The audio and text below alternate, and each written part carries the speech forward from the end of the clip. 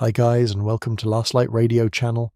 Tonight we step into the dim blue hour before sunrise, when the railroad camp is already stirring and the cold sits on your skin like damp cloth. You wake to the sound of boots on hard earth, tin pans clinking somewhere in the dark, and a cough from the bunk beside you that seems older than the nation itself. The air smells of wood smoke, sweat dried into wool, and coffee boiled long enough to count as punishment. You are here to build the iron roads that promise speed, money, empire, and progress, though nobody is promising your back much comfort. So, before you settle into the story, take a moment to like the video and subscribe, and while you are here, comment below with your location and your local time. Now, dim the lights, and let the campfire sink low as you open your eyes inside the rough world of a railroad worker in 1800s America. You wake in a bunkhouse that feels more borrowed than built. The boards are thin, the roof leaks when it rains, and the blankets hold the smell of every man who used them before you. When you turn, the straw tick beneath you rustles like dry grass. Splinters wait in the walls. Frost clings to the corners and colder regions, and in warmer country the room traps the stale heat of too many bodies. Comfort is not really the point. A railroad camp in the 19th century is built for speed, not grace. The company wants track laid, ties placed, rails spiked, and work gangs moving forward without sentiment. Whole camps can shift as the line advances, almost like a travelling village with fewer children and much harsher music. Some workers sleep in tents, some in crude shacks, and some in rail cars fitted with bunks. Even the better setups feel temporary, because they are temporary. The railroad is always hungry for the next mile. Before dawn fully arrives, the camp begins to murmur alive. You hear muttered English, Irish accents, bits of German, fragments of Swedish, Italian, and Chinese dialects in some regions, all mixed with the universal language of early misery. Men pull on stiff trousers and heavy boots, sometimes still damp from yesterday. Shirts scratch your neck, suspenders bite your shoulders. Your fingers are slow from cold, or swollen from yesterday's work, or both. You wash little, if at all. Water can be scarce, muddy, icy, or simply too precious to waste on vanity. The romantic image of the railroad worker as a swaggering frontier hero tends to skip over his smell. In reality, the scent of labour hangs everywhere. Smoke from cooking fires, grease from tools, wet leather, unwashed socks, tobacco, cheap whiskey, and the faint iron tang of machinery, all pressed together into one long camp perfume. Nobody would bottle it for the gift shop. Breakfast comes early and fast. Often it is bread, salt pork, beans, potatoes, perhaps molasses, perhaps flapjacks if the cook is competent and the supplies have arrived. Coffee is practically a job requirement. It is thick, burnt, and hot enough to feel medicinal. You eat from tin or enamelware, standing or perched on a bench, while half awake men stare into the middle distance as if they are trying to remember why human civilization invented mornings. The cook has power here. A decent camp cook can save morale better than a speech from any company director. A bad one can drive men toward mutiny with underboiled beans and sour meat. Railroad workers often joked, complained, and occasionally nearly rioted over food, because food was one of the few daily facts everyone shared. After 10 or 12 hours of hard labour, a poor supper was not merely annoying, it felt personal. Then the foreman starts the day. He may not shout much because he does not always need to. His authority is built into the schedule itself. Railroad work in the 1800s is organised by time in a way that feels surprisingly modern. Companies run on timetables, and track crews absorb that discipline, the whistle, the call, the order to move out. All of it reminds you that the railroad is not just iron and wood, it is obedience turned into infrastructure. You step outside. The sky's pale now, with the first thin light touching canvas. Wagon wheels, stacked ties, and heaps of tools. Smoke rises from the cookhouse. Mud grips your boots if it has rained. Dust waits if it has not, nearby. Mules shift in their traces. Farther off, you may hear hammering already. or the distant chuff of an engine if the camp sits near an active stretch of line. The morning air cuts your lungs and wakes you by force. You pick up the tools of your trade. A pickaxe handle feels smooth in places from many hands. A shovel rubs blisters into old blisters. A lining bar, a maul, a hammer, spike tongs. All of them have the blunt honesty of objects that make no promises except weight. One mainstream truth about railroad labour is this much of it was brutally manual. Even in an age that celebrated machines, huge portions of track construction still depended on human muscle. Men graded earth with shovels, lifted rails in teams, swung sledges in rhythm, and tamped ballast until their shoulders burned. You learn quickly that rhythm matters. Many jobs are done in coordinated motion. A rail is too heavy for one man. A tie must be placed square. A spike must be started true, then driven down with steady blows. Good crews move almost musically, even when the music is only iron striking iron. There is a practical elegance in it, though nobody talks that way while sweating through a wool shirt at sunrise. Still, when a gang works well, the line advances with a kind of rough grace. The ground itself decides much of your day. Before rails go down, the land must be cut, levelled, drained, bridged, or blasted into agreement. Across flat prairie this can mean monotony, endless grading under sun and wind. In hill country, it means excavation, rock, unstable slopes, and curses deep enough to enter folklore. In swampy places, ties sink, boots vanish, and mosquitoes treat everyone as an open buffet.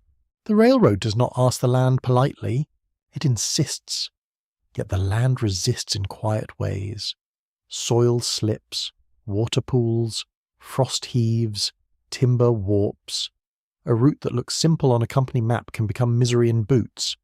Historians still debate how much of the legend of effortless Western expansion was shaped by later myth-making, because the day-to-day reality on work crews was usually slower, dirtier, and more uncertain than patriotic paintings suggest.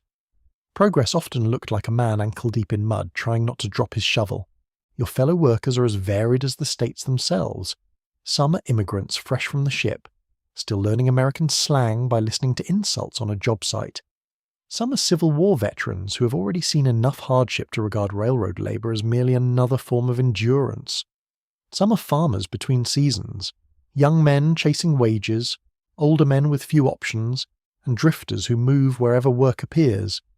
In the West, Chinese labourers became essential on major lines, especially in the most punishing terrain, though companies often paid them less and praised them only when convenient.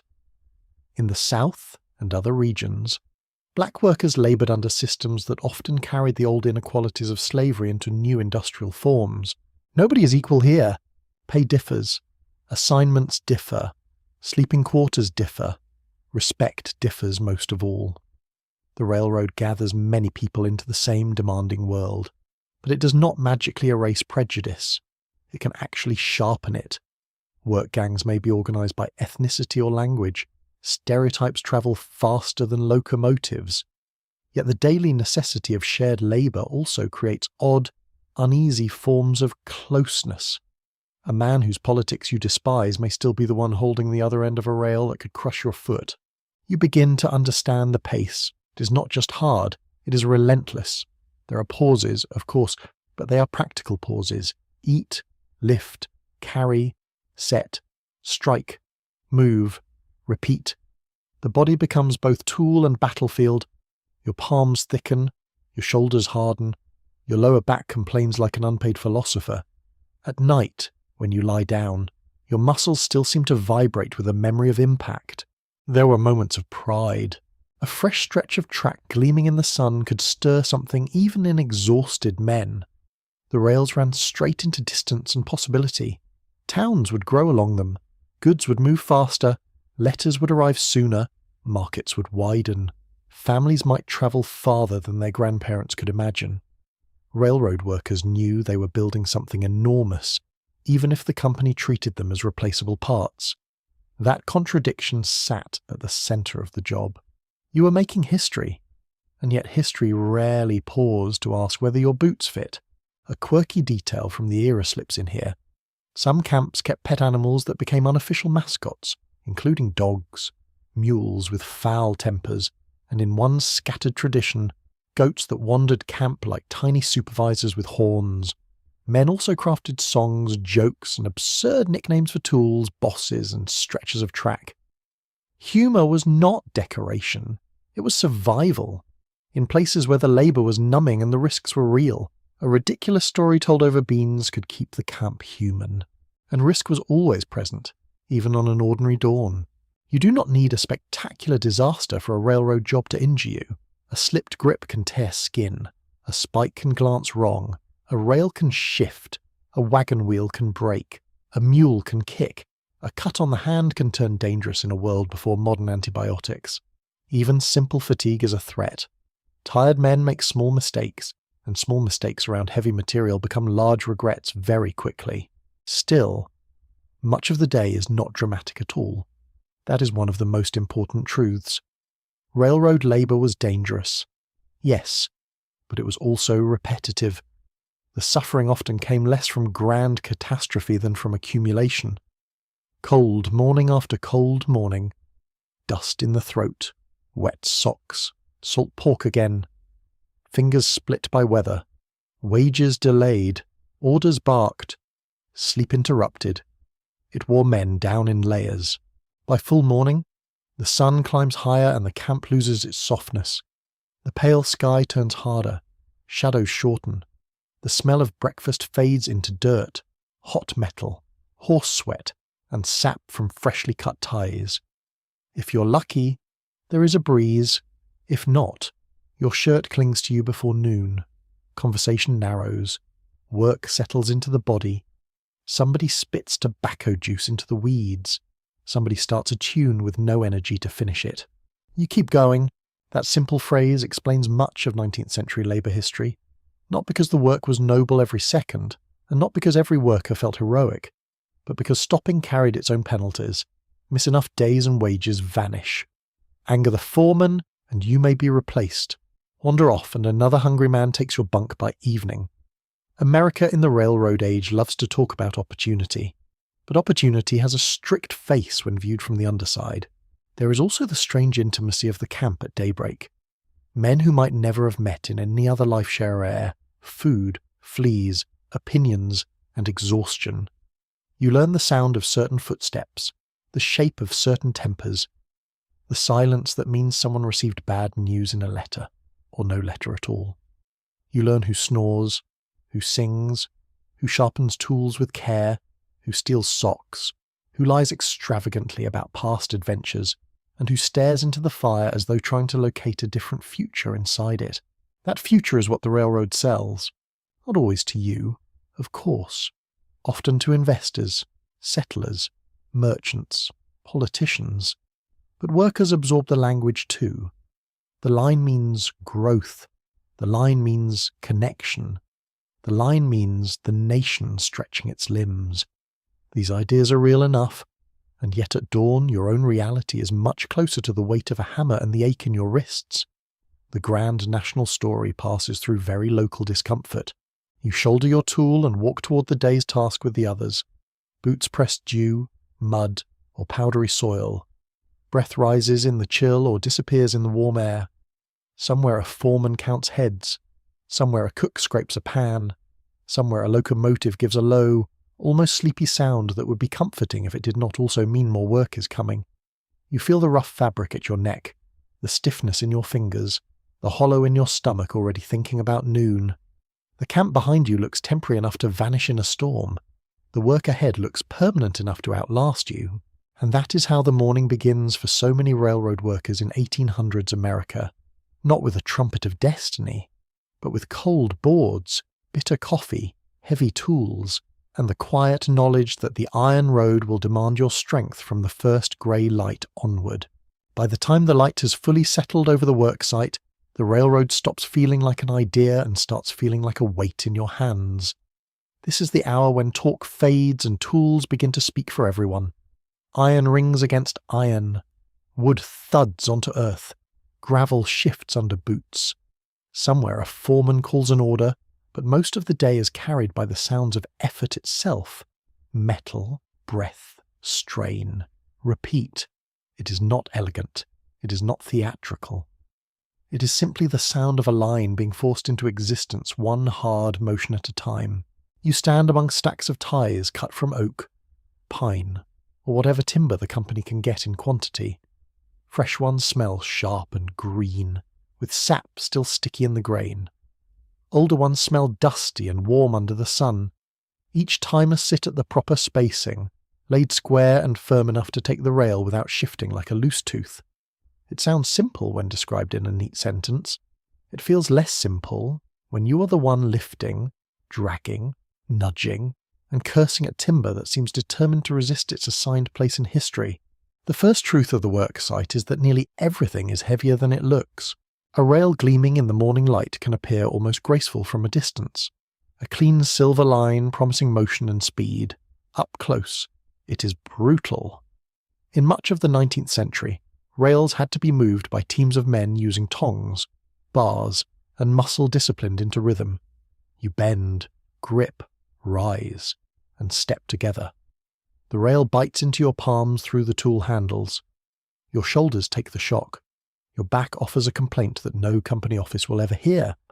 A mistimed step can swing the length awkwardly and send fear through the whole team in a flash. You discover quickly that railroad labour depends on coordination as much as strength. A gang that moves together can place ties, line rails, and drive spikes with surprising efficiency. A gang that loses rhythm turns the day into a clumsy battle with its own equipment. Men start to watch one another without seeming to. You read posture, timing, and mood. You learn who is steady, who is reckless, who is tired before noon, and who swings a maul as if punishing the planet for personal reasons. Spiking is one of the defining motions. A rail is settled onto chairs or directly onto the ties, depending on the system in use, and then the spike must be started. One worker places it true, another brings down the hammer. The first blows are careful, almost fussy, because a crooked start will waste time and temper. Then comes force, hard, ringing force. The spike head shines for a breath, then dulls beneath dirt and impact. Blow after blow lands with a rhythm that echoes down the line. It is a sound many workers carried home in their bones. You feel it in your wrists. The vibration travels up the arms, into the elbows, across the shoulders, and straight into the skull. By midday the repeated striking can make the world seem full of invisible bells. Your hands roughen fast, blisters open, calluses build over them, knuckles swell. Some men wrap cloth around handles for comfort, though comfort remains an ambitious word. The touch of raw wood against damaged skin is its own small education. There is another tool that becomes almost an extension of your body, the shovel. The railroad loves shovels. Earth must be cut, moved, spread, levelled, drained, and packed. Ballast, usually broken stone or gravel, must be laid and tamped to stabilise the track. Ditches must be opened so rainwater does not turn the grade into a slow catastrophe. If the route crosses a rise, men attack it with picks and shovels until the land gives way. If it crosses a hollow, they fill and pack until that hollow agrees to behave like solid ground. The smell of disturbed earth becomes part of your day. Dry soil gives a powdery, sun-baked scent. Wet clay smells cold and mineral, almost clean until boots turn it into a slippery nuisance. Broken rock throws up dust that coats your tongue. Sweat runs down your neck and mixes with grit until your skin feels sanded raw. A few hours into the job, you can taste the work even with your mouth shut. The foreman walks the line with an eye that misses very little. His authority rests on speed, accuracy, and the quiet terror of delay. Railroad companies often paid close attention to miles completed, schedules kept, and materials wasted. Every misplaced tie and bent spike is money. Every hour lost to confusion is money. The men are cost too, of course, but in many ledgers they appear less vividly. That is one of the colder facts of the age. The iron is carefully accounted for, the exhausted body lifting it, not always. Still, skill matters. Railroad work is not just brute strength arranged into a long complaint. It requires judgment. The grade must be right. The rail joints must meet properly. The alignment has to hold. A section that looks acceptable to an untrained eye can reveal dangerous flaws to experienced workers. One slight twist, one poor fit, one badly packed tie, and the track may ride unevenly, wearing faster or inviting worse trouble later. Historians remain divided over how often companies knowingly accepted lower standards on some hurried lines, especially where pressure from investors or competition was intense. The records tell one story. The surviving complaints of workers and inspectors hint at another. You begin to notice the way the whole job balances on tolerances. Not perfection, just enough correctness to keep progress moving. The railroad age worships speed, but speed is a greedy god. It asks for shortcuts. It rewards men who finish quickly. It sometimes punishes those who pause too long over details, even when those details matter.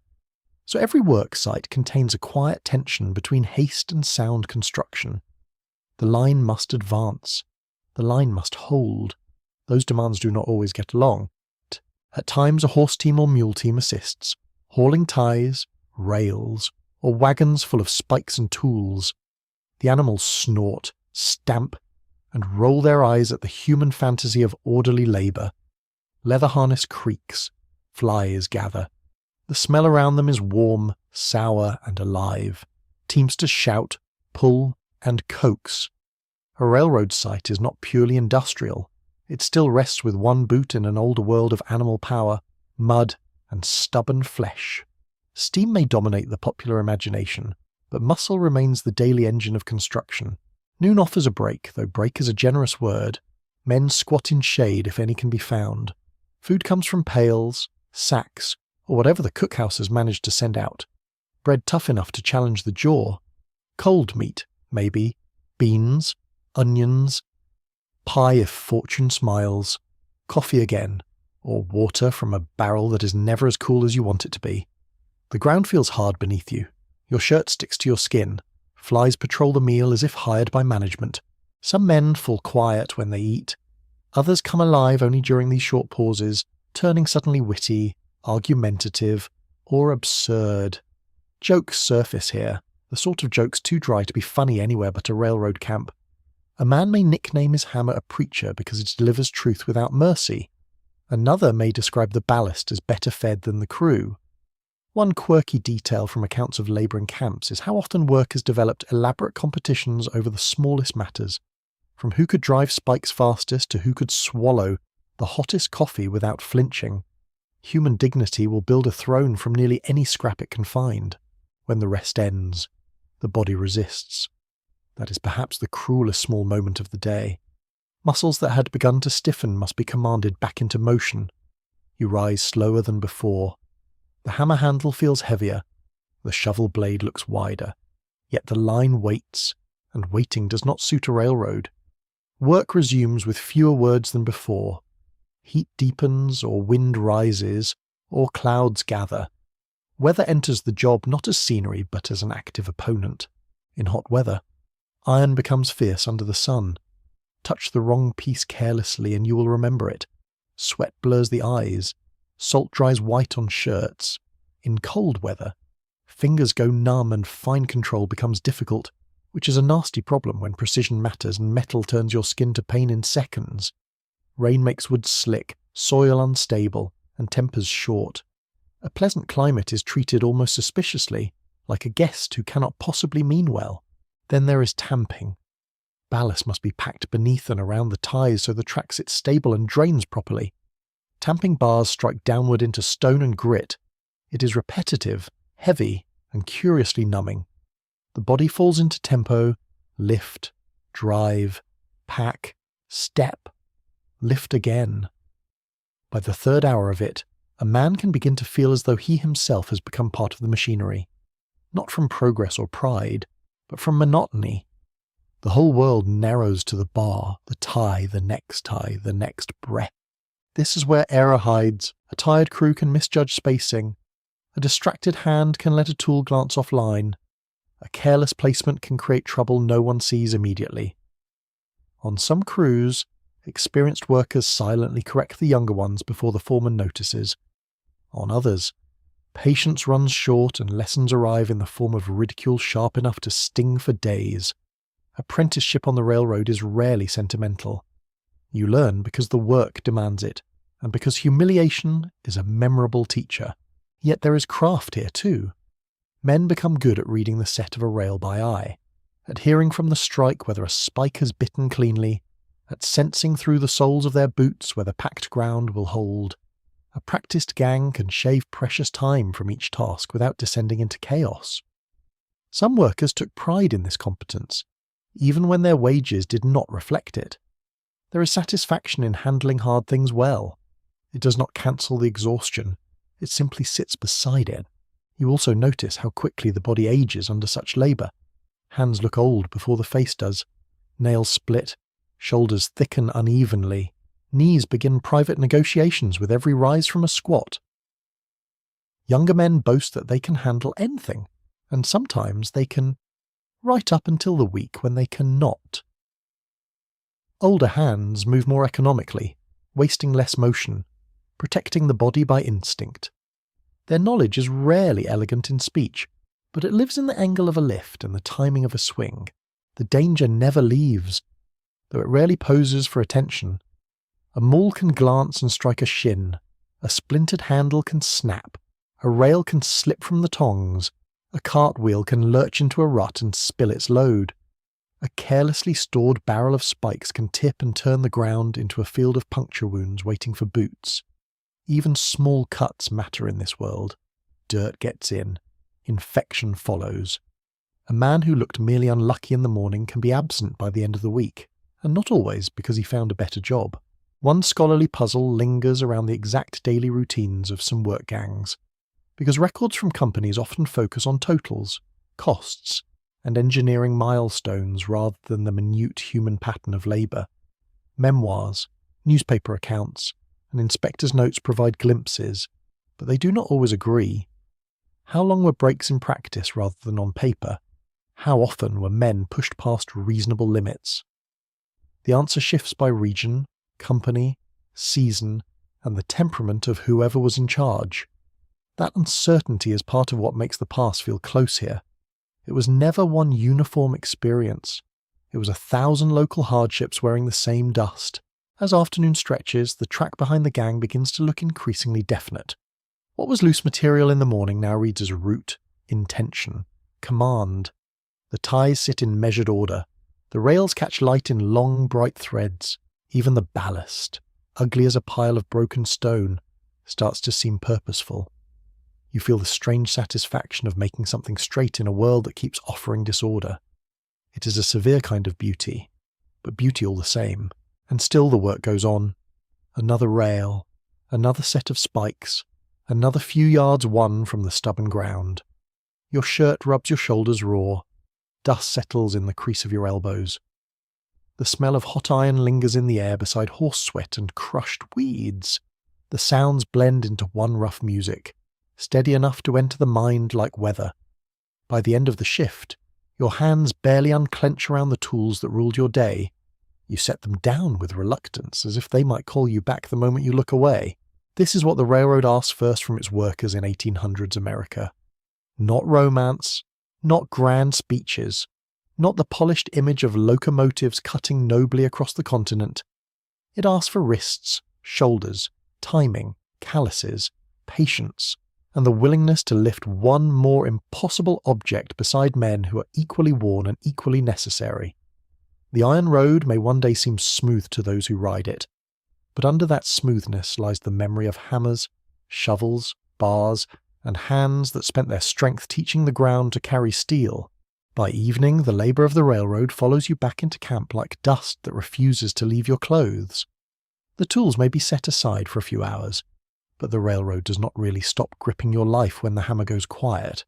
It lives in the food ladled into your tin plate, in the rules posted or barked, in the amount written beside your name in a ledger, and in the way your body is expected to recover just enough to be useful again by dawn.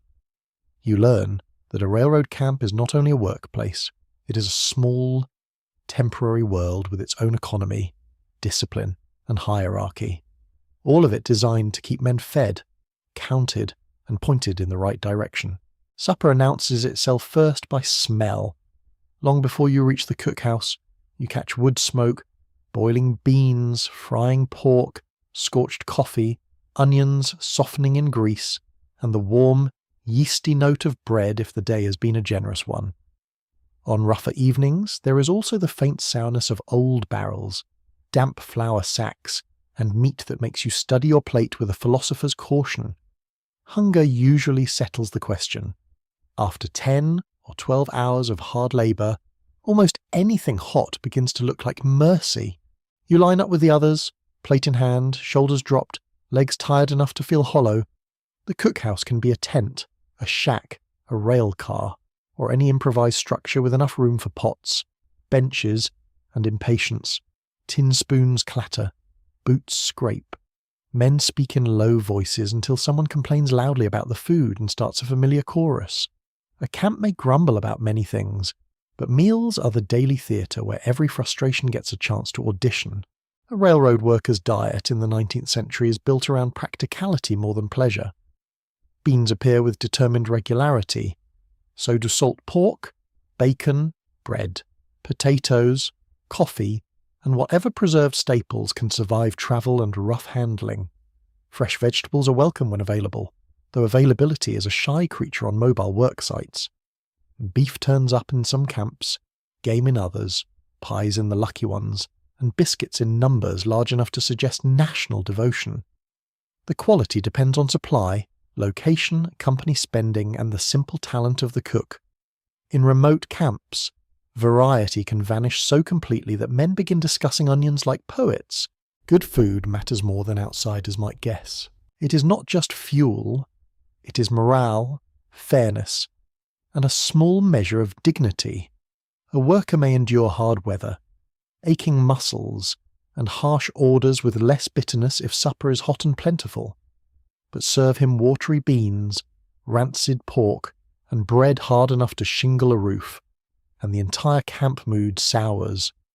One of the stranger truths of railroad life is that the cook often becomes one of the most important figures in camp. A respected cook can calm tempers that management never could. A careless one can inspire more muttering than a pay cut. There is humour around food, of course. Men nickname stews for what they suspect is floating in them. Biscuits earn comparisons to bricks, stones, and military projectiles. Coffee may be described as strong enough to strip paint or weak enough to deserve an apology.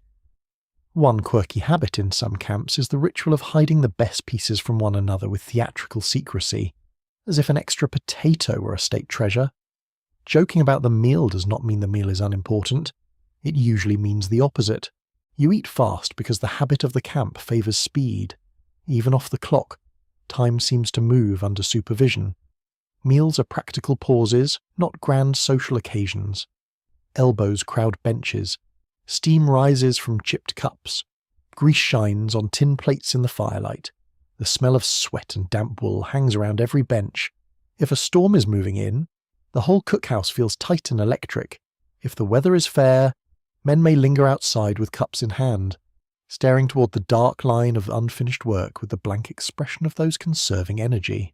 Then the business part of camp life begins to show itself.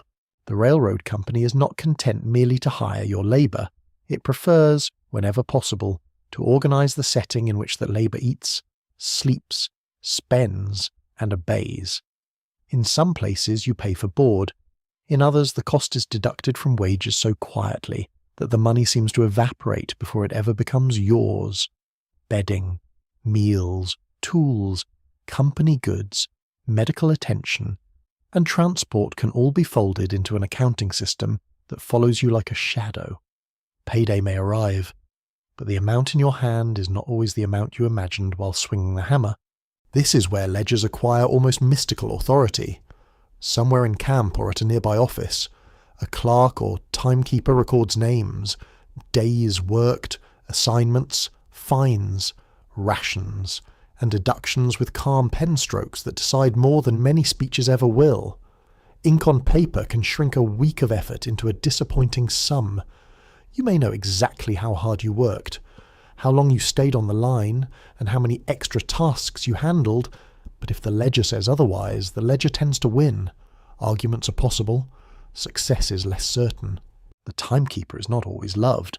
He may be honest, slippery, timid, proud, or merely tired. Whatever his character, he represents the official version of your labour. A few minutes late, a day missed, a tool lost, a meal charged, a mule damaged. It all drifts into the record. In a world where many workers move from job to job and camp to camp, paperwork becomes identity. That can feel efficient from a company desk and deeply irritating from a muddy boot. Rules govern camp as firmly as wages do. Some are practical. No fighting with knives, no stealing from bunkmates, no wasting tools. Report at certain hours. Keep clear of dangerous storage areas. Others are moral rules dressed as discipline, usually concerning drinking, gambling, noise, visitors, or behaviour towards supervisors. Whether these rules are enforced depends on the company, the foreman, and the level of chaos currently tolerated. Some camps are strict enough to feel like industrial barracks. Others operate with a rough frontier looseness until something goes wrong, at which point authority suddenly remembers its existence. You feel those rules most sharply at night. A camp after supper can split into different moods. One corner is nearly peaceful, with men mending clothes, rubbing sore hands, smoking quietly, or writing letters home by lantern light. Another corner fills with card games, boasting, laughter, and arguments over money small enough to seem ridiculous and large enough to matter. Somewhere a fiddle may appear, somewhere else a bottle travels hand to hand in defiance of official disapproval. A camp life has a way of balancing order and disorder on the same thin plank. Many railroad companies distrusted alcohol for obvious reasons. Drunken men around explosives, tools, animals, or moving equipment are not ideal for productivity, and even less ideal for survival. Yet alcohol remained common around many camps because hard labour and loneliness make poor drinking companions only in theory. In practice, they often travel together. Some firms tried to ban liquor outright. Others tolerated it so long as it did not spill into the workday.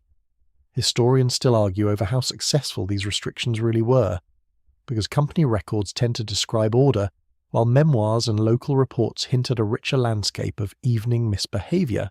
Gambling also thrives wherever men live hard and briefly near cash. Cards slap against rough tabletops, coins click, tempers rise. A week's wages can disappear with surprising speed in a place that otherwise offers so few amusements. You watch serious men become reckless, and reckless men become philosophical. In some camps, a player with a good face and a bad conscience can do almost as well as a skilled labourer. That is not a moral lesson the company wishes to promote. But frontier economies are not famous for their tidy ethics. Sleeping arrangements reveal another layer of rank. A foreman may have better quarters, more privacy, a cleaner bunk, or at least fewer roommates. Skilled specialists may sometimes fare better than common labourers. The newest men often get the worst corners, the draftiest spots, or the noisiest neighbours. In large bunkhouses, privacy shrinks to the size of a blanket. Coughing, snoring, muttering, boots coming off, shirts drying on nails, the stale air of many bodies, all of it presses close. You learn to sleep through nearly anything except a direct threat or your own pain. Touch becomes part of the memory of camp life. The rough weave of a wool blanket scratching the chin, damp socks hung near a stove and pulled back on too soon, a bunk frame hard beneath a straw tick gone lumpy. The greasy smoothness of a spoon used so often, it feels almost polished. Your own skin carries the whole day into bed. Dust on the neck, stiffness in the knees, splinters. The soreness in your hands deepens when you finally stop using them. Rest is not the same thing as comfort. Letters from home become precious objects. A folded sheet pulled from a pocket can change the whole colour of an evening. Some men read them silently. Others ask a literate bunkmate to read aloud in a softer voice than he uses anywhere else. News from a wife, a parent, a sweetheart, or a child arrives smelling faintly of another place. Ink, paper, and distance all seem to touch the page together. In camps full of noise and rough humour, a letter can create a pocket of stillness around the man holding it. Not everyone receives letters. That silence has its own weight. Some workers are too new to America, too poor, too isolated, or too unattached for regular correspondence. Some cannot read well enough to make letters easy companions. Literacy on railroad crews varies widely, and the ability to write a clean-page home remains a kind of quiet advantage. A man who can read notices, understand pay terms, and manage his own messages holds a little more control over life than one who must trust everything to someone else's voice. Control, however, is limited by the broader structure of camp authority. The foreman remains the daily ruler of labour, but above him sit superintendents, contractors, subcontractors, engineers, and company officials whose decisions ripple downward into your supper, sleep, and wages. Orders may come from men you never meet, a change in schedule, a cut in rations, a move to a rougher camp, a new deduction, or a sudden demand for faster work can arrive without explanation. Industrial life in the 19th century often feels personal at the bottom and impersonal at the top. You know the face of the man who yells at you. You do not know the face of the man who decided the budget. Yet camp life is not only pressure and complaint, it can also create rough companionship. Men trade stories from counties, states, and countries you have never seen. One swears he once shook hands with a governor, another claims to have boxed 3 men in St. Louis and lost only to the 4th. A third carries a harmonica and can summon homesickness from it with alarming ease. Around lantern light and fading fire, exaggeration becomes a shared art form. Nobody entirely believes these tales. That is not the point. The point is to make the camp feel less temporary for an hour. Small personal routines grow important. One man always sharpens his knife after supper. Another cleans mud from his boots with almost religious care. Another keeps a hidden stash of tea because he cannot endure railroad coffee another day. A few men wash when possible in rivers, barrels, or basins. Though in cold weather this can feel less like hygiene and more like a character test. A surprising amount of camp dignity rests on tiny habits, maintained against every excuse. Some companies try to impose moral order through chapel meetings, temperance lectures, or approved entertainments. The results were mixed. A sermon may find willing ears in one camp and sleepy indifference in another. A reading room sounds admirable until you place it against exhaustion, bad light, and the noisy attractions of cards and gossip. Efforts to civilize camp life often reveal how uneasy railroad management could feel about the men it depended on. Workers were essential, but they were also seen as unruly material in need of shaping. That attitude shaped punishment too. Men could be fined, dismissed, docked pay, denied better assignments, or marked as troublesome. The exact systems varied, but the principle was clear. Obedience had economic rewards, defiance had consequences. Still, railroad camps were not prisons. Men quit, drifted away, vanished overnight, or moved to a rival line if conditions turned sour enough and alternatives existed. Labour in the railroad age could be harshly controlled, but it was also mobile. The same restlessness that built the line could empty a bunkhouse by morning. You sense how fragile the whole arrangement really is. Food must arrive, water must hold out, wages must eventually appear, the cook must keep up, the books must be managed, fights must not spread too far, sickness must not take too many at once. A camp looks crude, but it depends on constant organisation. Beneath the visible roughness lies a tight network of timing, supply, and discipline. When it works, the railroad advances. When it slips, the camp becomes a puddle of grievances with bunks. Night deepens, lanterns dim one by one. The cookhouse smell fades into smoke and wet earth outside. A last laugh rises, then drops. Someone coughs from deep in the chest. Someone turns in a bunk and mutters a name. The rules of camp remain, even in darkness. They live in who sleeps where, who owes what, who reports when, and who gets watched more closely than the rest. The meal in your stomach, the coin not yet in your hand, and the blanket over your shoulders all belong to that system. This is what it means to live under railroad company rules in 1800s America. Your labour ends at sundown. But your life does not belong entirely to you once the work whistle fades. It is measured in rations, recorded in ledgers, shaped by discipline, and softened only slightly by jokes, hot food, and the rare comfort of human company in a place built to move on. In camp, the railroad teaches you that power is not only in locomotives and steel. It is also in beans, bunk assignments, deductions, and the hand that keeps the books. The railroad gang is never just one kind of man. By the time you've spent even a little while among the crews, you start to see that the line is built not only from wood and iron, but from collisions of accent, habit, memory, and pride. You stand shoulder to shoulder with strangers whose lives would never have touched in calmer circumstances. The work forces a kind of closeness that the wider country often resists. At one end of the gang, a man curses in a language you do not know. At the other, someone hums a church tune from a place hundreds of miles away. The day smells of sweat, tobacco, damp wool, and the faint soap some men still manage to save for Sundays. The railroad gathers people together, then sorts them unequally the moment they arrive. Many crews in 19th century America are filled with immigrants. Irish workers are especially visible on eastern lines and urban rail projects. Their numbers strengthened by migration after famine and hardship. German immigrants are common too, along with Scandinavians, Italians, and others whose journeys ended not in tidy farms or city shops, but beside a pile of ties and a foreman with a clipboard. Some men come with trades, others come with only strong arms and a willingness to endure. The country likes to imagine immigration as a grand doorway into opportunity. Out here, it often looks more like mud on your boots and blisters on your hands. You hear the difference in speech first.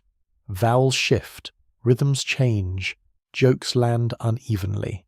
A simple instruction may need repeating 3 ways before everyone catches it. This can slow work, irritate bosses, and produce endless teasing among the men themselves. Yet language barriers rarely stop a crew for long. The job teaches its own vocabulary: lift, hold, move, stop, swing.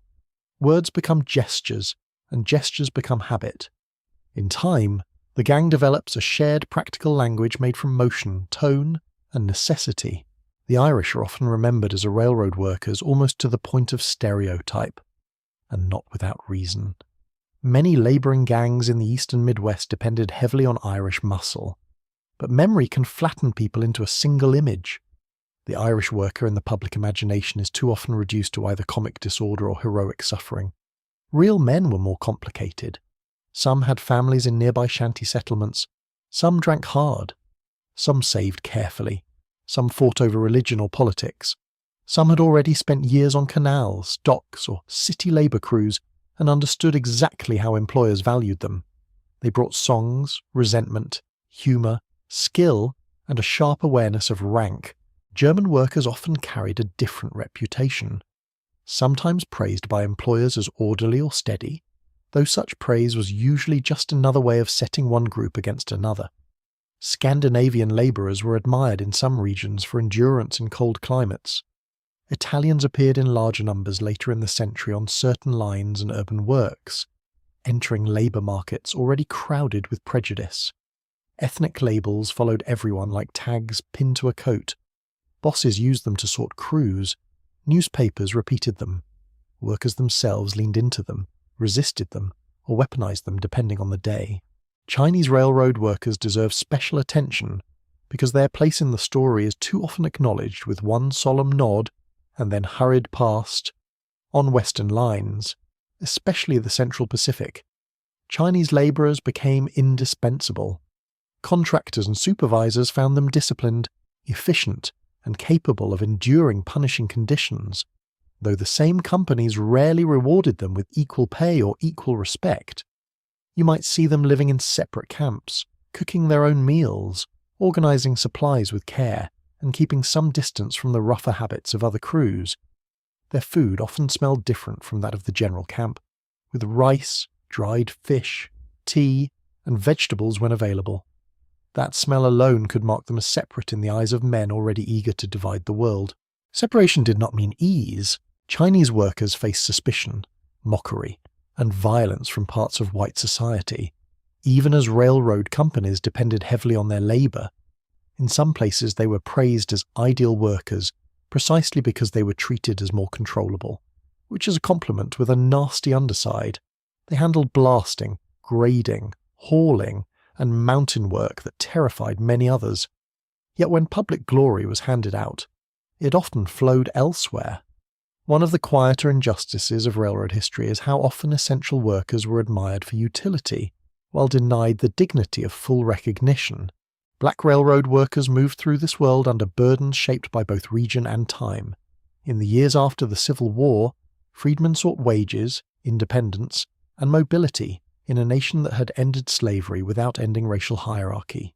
Railroad work offered employment, but often at lower pay, with harder assignments, weaker protection, and fewer chances for advancement. In the South, old power structures lingered stubbornly, even where wages were available. Freedom could feel narrow when white supervisors held so much daily authority over task, discipline, and dismissal. You notice how race and ethnicity affect camp life in practical ways. Who sleeps where, who eats with whom, who gets trusted with equipment, who is blamed first when supplies go missing or a fight starts. The railroad may gather men into the same broad enterprise, but it does not dissolve the prejudices of the century. In some camps, segregation is formal. In others, it is enforced more loosely through custom, threat, and habit. Equality is not the language of most company policies. Efficiency is, and efficiency, when defined by those in charge, can justify almost any unfairness. Then there are the veterans. The Civil War leaves many men restless, scarred, and familiar with hardship. Some veterans find railroad labour almost grimly logical. It offers structure, movement, comradeship of a sort, and wages in a country still rearranging itself after violence. A man who has marched in mud and slept in makeshift camps may look at a railroad bunkhouse with little surprise, yet war leaves marks that do not vanish when the uniform does. Certain silences cling to some men. Sudden noises land differently with them. A joke about battle may go badly wrong. You can often sense who has seen too much by the way he watches the horizon when others are laughing. Drifters also appear in large numbers. Not every railroad worker is building a stable future. Some are simply passing through, following wages from one line to another, carrying all they own in a bedroll and a stubborn gait. They know camps, bosses, and the usual tricks of payroll. They may be excellent workers or spectacularly unreliable, sometimes both in the same week. A drifter often has stories too polished to be true and eyes too tired to dismiss. He knows which camps feed well, which foremen cheat, and which towns are best left by the next morning. These mixed crews create constant friction. Religion plays its part. Catholics and Protestants do not always mingle easily. Politics enters too, especially in the years when labour questions, immigration, currency, and national identity all feel raw. A man may dislike his bunkmate's church, accent, colour, or customs, and still rely on him completely when lifting a rail. That contradiction is central to railroad life. Need forces contact. Contact does not guarantee kindness, yet companionship forms anyway. Shared labour has a strange ability to cut through social distance without fully erasing it. Men who would never choose one another as neighbours may become indispensable partners in a gang. You learn the sound of another worker's breathing when he's about to lose grip. You know who can hold steady on a slope, who keeps his temper under pressure, who will step in when a load turns dangerous. Respect can grow in places affection never reaches. Sometimes it grows into actual friendship, though often a quiet, workmanlike kind. The camp also creates a marketplace of stories. Around supper or firelight, men trade fragments of life from far beyond the tracks. One tells of fishing villages in County Cork, where the wind off the Atlantic could lean a man sideways. Another remembers a German town of vineyards and church bells. A black worker speaks of leaving a plantation county where freedom arrived slowly and suspiciously. A veteran describes Western Missouri in terms that suggest he has no wish to describe it again. These stories are not always told in order, and not always told honestly. But they thicken the air of camp with lives larger than the payroll sheet. Smell and sound keep shaping your sense of the men around you. One carries pipe tobacco with a sweet, lingering scent. Another always smells faintly of axle grease because he helps around the wagons. Some sing under their breath while working. Irish ballads, German hymns, minstrel tunes, military songs, bits of opera badly remembered. folk tunes with no name attached. Whistling drifts along the line when the day is going well. On bad days, the sight is quieter. Even laughter has regional accents. A quirky detail from labour camps is the fondness for nicknames. Many of them absurd. A huge man may be called Tiny. A nervous one becomes Reverend. A perfectly sober worker gets named Whiskey by an ironic democracy that nobody bothers to explain. Sometimes nicknames translate badly across languages and become even stranger. In a world where payroll reduces men to names on paper, camp life creates its own naming system, cruder, but often more intimate. Being named by the gang means you have been noticed, which is not always comfortable, but it is better than being invisible. There is also a shadow side to all this mixing. Violence can flare from insult, pay disputes, ethnic rivalry, or plain boredom. Newspaper accounts from the period love to emphasize fights among immigrant laborers, often with a bias so thick you can practically hear the editor smirking. Historians still debate how much these reports exaggerated disorder for sensation, and how much reflected genuine tension in camps where hard living and unstable authority made conflict more likely. The truth, as usual, sits somewhere less tidy. Fights happened, so did cooperation. The same camp could produce both within a single day. Employers sometimes manipulated these divisions quite openly. One group might be hired to undercut another's wages. A gang from one background might be praised in front of rivals to stir resentment and competition. This was not accidental. Divided workers are easier to manage.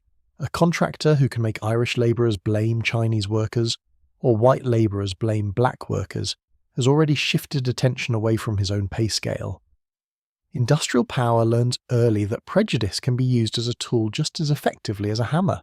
You start to sense that rank matters inside each group too. Some men read better, count faster, or have previous experience that gives them influence.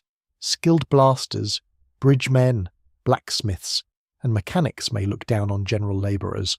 Foremen often rise from the ranks, which can make them seem either admirably experienced or unbearably smug, depending on whom you ask. There are pecking orders within pecking orders. The railroad loves a hierarchy almost as much as it loves a timetable.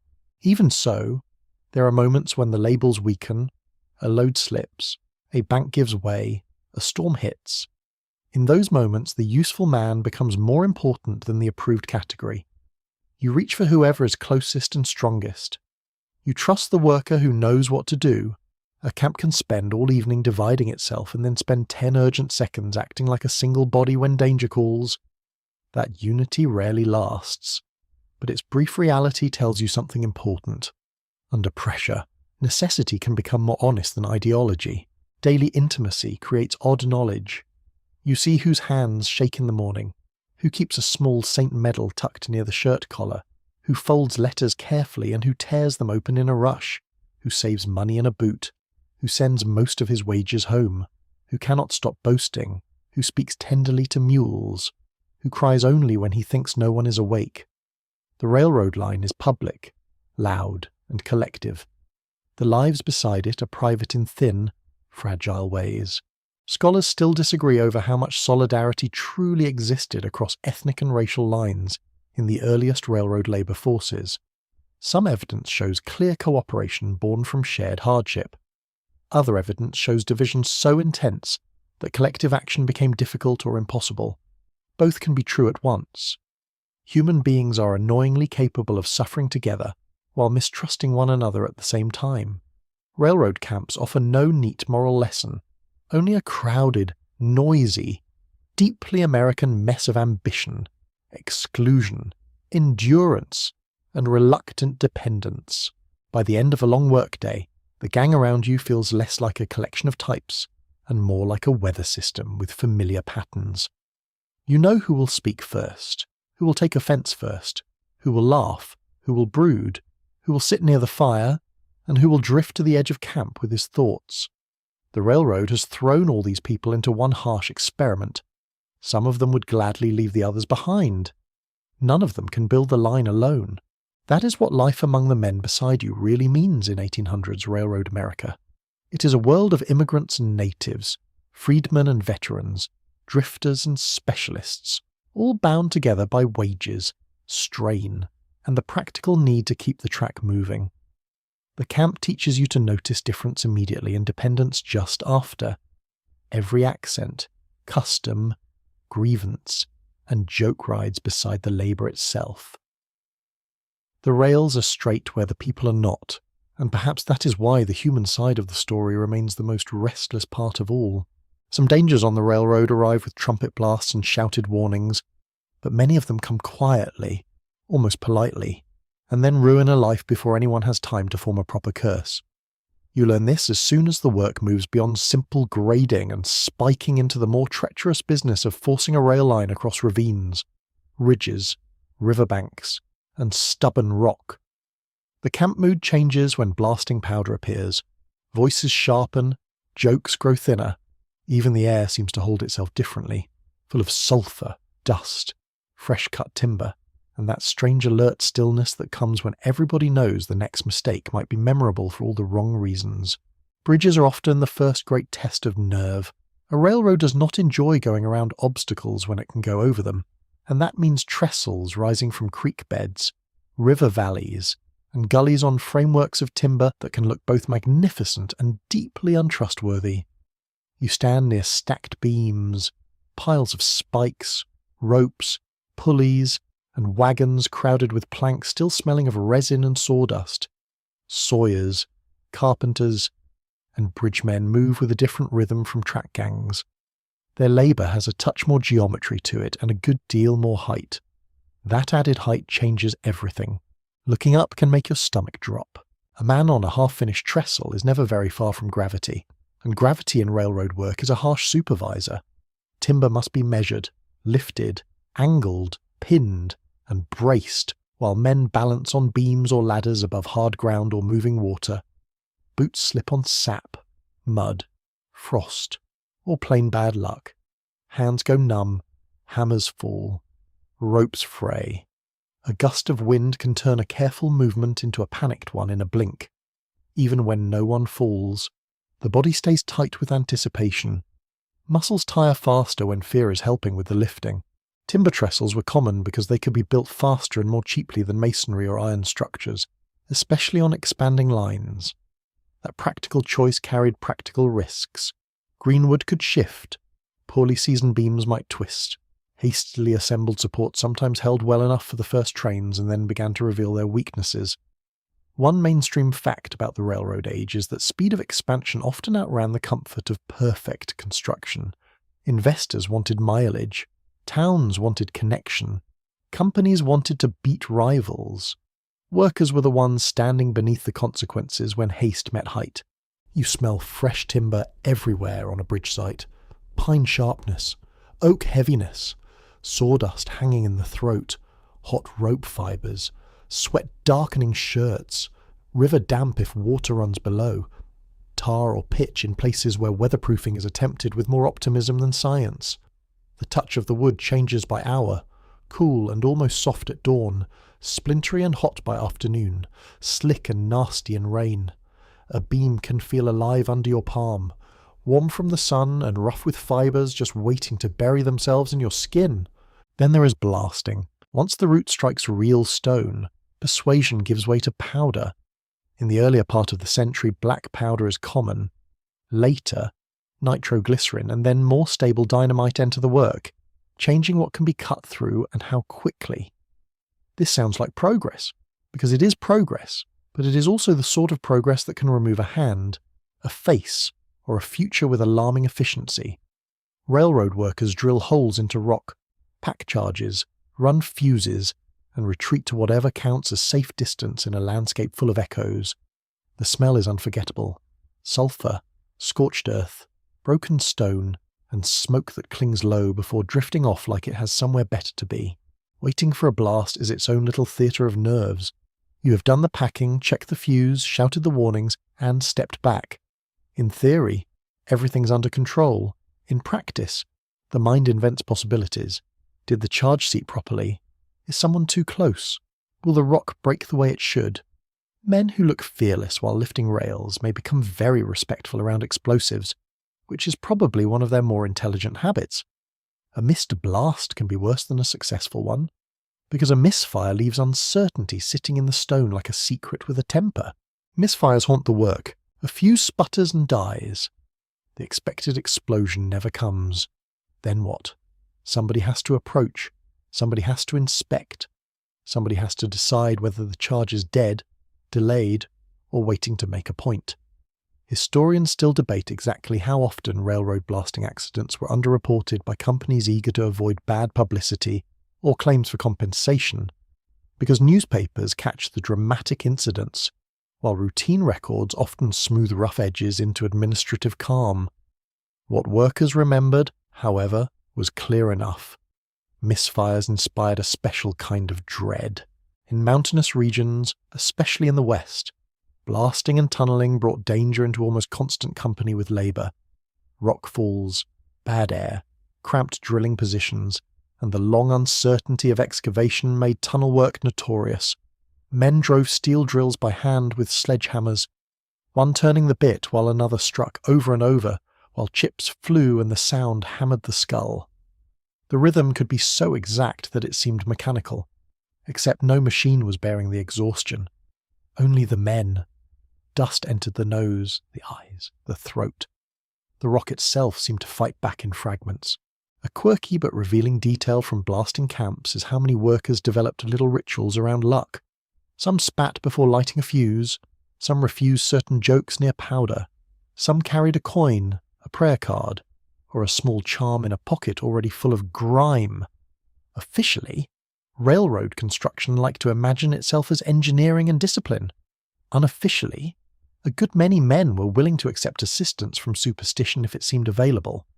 When your job includes barrels of explosive and cliffs that look judgmental, this is not entirely irrational. Not all danger comes from dramatic engineering work. Sometimes it comes from the ground itself. Cuts through hillsides can slump after rain.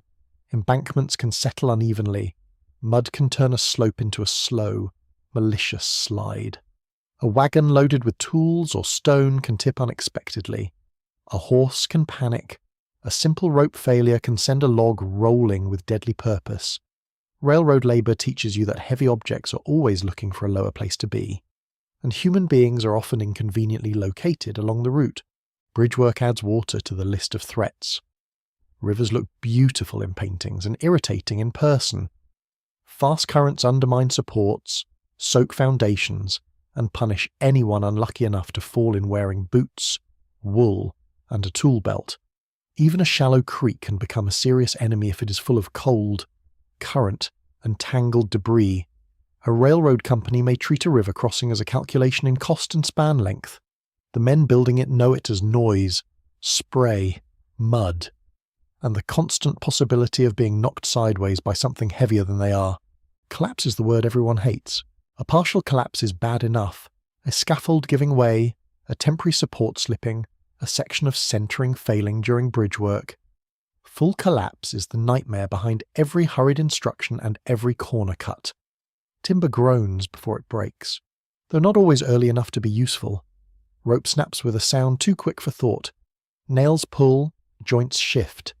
Then the whole orderly logic of the structure turns suddenly into falling pieces with no loyalty to the men beneath them. Catastrophe in railroad work often lasts only seconds. The suffering that follows can last the rest of a life. And yet many injuries never become famous. That is another truth worth noticing. A newspaper may report a spectacular blast accident or bridge disaster, but it often has little patience for the ordinary maiming that shadows such jobs. A crushed foot, fingers gone in a coupling mishap, a broken collarbone from a fall, a back injured beneath a shifted beam, a face cut by flying stone. These injuries do not always produce headlines. They simply produce altered lives. A worker who can no longer swing, lift, climb, or endure long hours may discover how quickly industry forgets gratitude. Medical care around railroad work sites is uneven at best. Some larger companies and major projects have surgeons or designated physicians nearby, especially where accidents are frequent. Elsewhere, treatment may depend on who in camp has experience, nerve, and the least shaky hands. Whiskey numbs a little.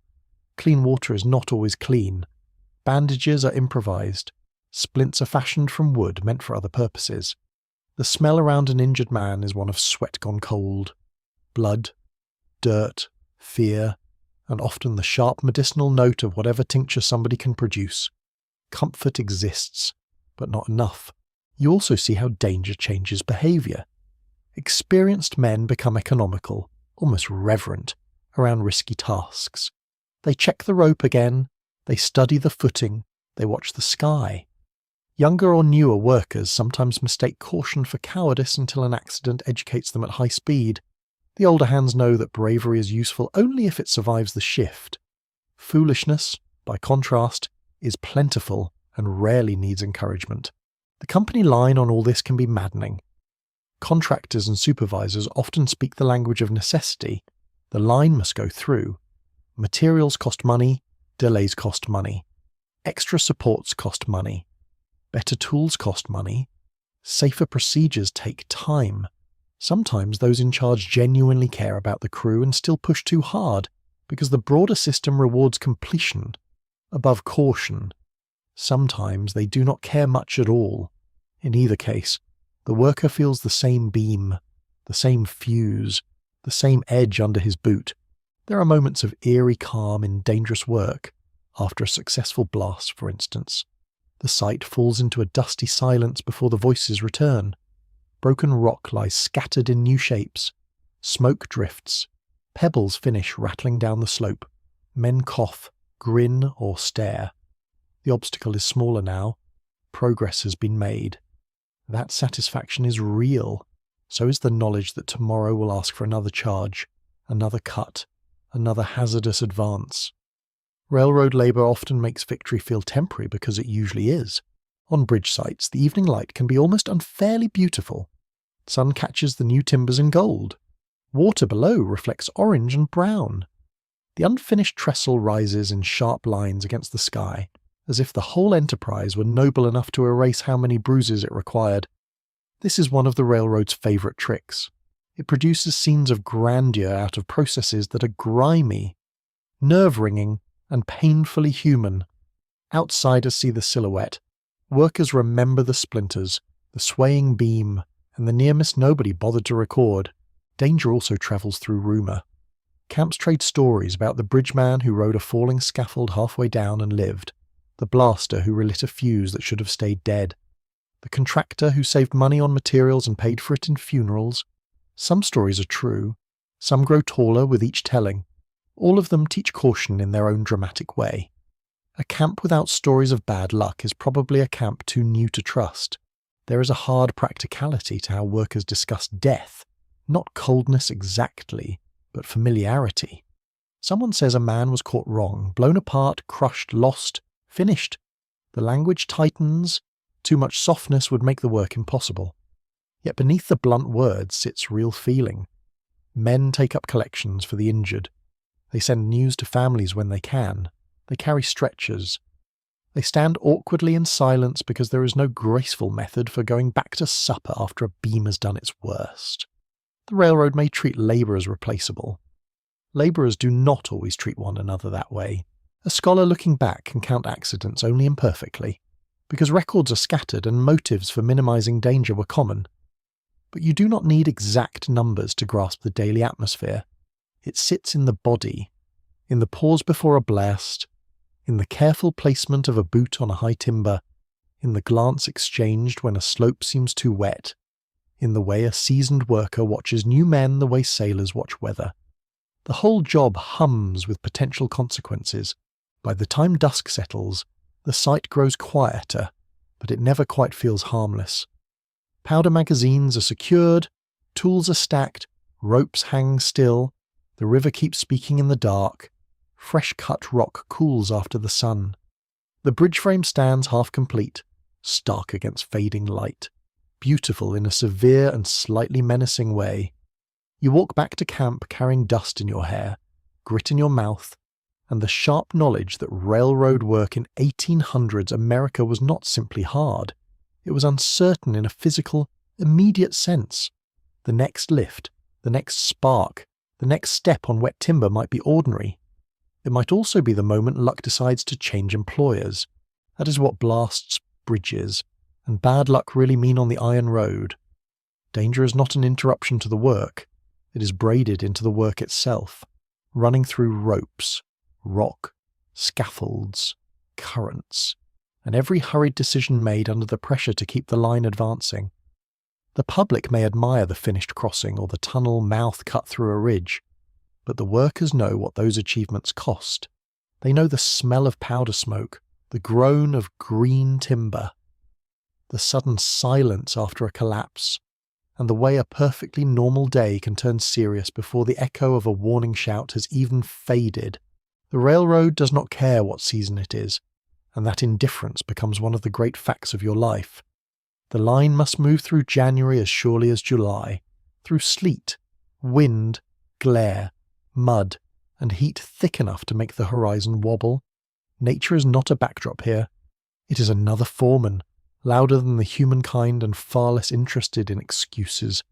You wake to it, work inside it, and carry its traces back to camp every night in the form of frozen fingers, cracked lips, soaked socks, dust in the ears, and skin that never seems to return fully to normal. Winter arrives first as inconvenience, and then as authority. The morning air bites your face before you even step clear of the bunkhouse or tent. Your breath shows white in front of you, and the rough wool at your neck feels both scratchy and reassuring. Water in barrels skins over with ice, mud turns stiff, the handles of tools burn cold into the palm like some punishment for being awake too early. Metal becomes especially hateful in freezing weather. Touch it carelessly and it reminds you who is in charge. Snow changes the worksite into a strange silence. It softens sound, hides hazards, and makes ordinary movement feel like a negotiation. A pile of ties under snow looks almost gentle until you try to lift one. Ballast disappears under white cover, leaving boots to guess where stone, rut, and solid footing end and begin. On open stretches of track, wind drives flakes sideways into the eyes and down the collar. In wooded country, snow falls from branches at the worst possible moment, usually onto the back of someone already in a bad mood. You quickly learn that cold is not only a feeling, it is a thief. It steals dexterity, patience, and judgment.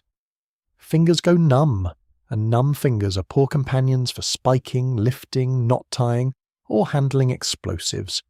Your nose runs, your ears ache, your boots, if they are not good, turn into damp little prisons. If they are good, they merely postpone misery. Men stamp their feet between tasks, blow into their hands, slap their arms, and curse the sky with inventive devotion. None of it changes the sky. Frozen ground creates its own problems. Earth that was merely stubborn in autumn becomes almost iron itself in deep winter. Picks strike it with sharp, unhappy sounds. Shovels glance off where they should bite, digging drains, setting posts, or adjusting grade turns into a battle against soil that has made a formal decision not to cooperate. Mainstream accounts of railroad construction often celebrate engineering triumphs, but less glamorous truth sits here in frozen clay, and the simple human labour required to chip through it inch by inch. Then there is ice. Ice on planks, ice on ladders, ice on bridge timbers, ice hiding in wagon ruts, ice forming a thin, treacherous skin over puddles that look harmless until a boot breaks through. You walk more carefully in winter, though caution does not always save you. A slip while carrying a rail or timber has a special sort of ugliness to it. The body twists, the load shifts, other men shout, and suddenly the whole gang is working not on the track, but on preventing one mistake from multiplying into several. Cold camps are miserable in ways that linger after the shift ends. Clothes dry slowly if they dry at all.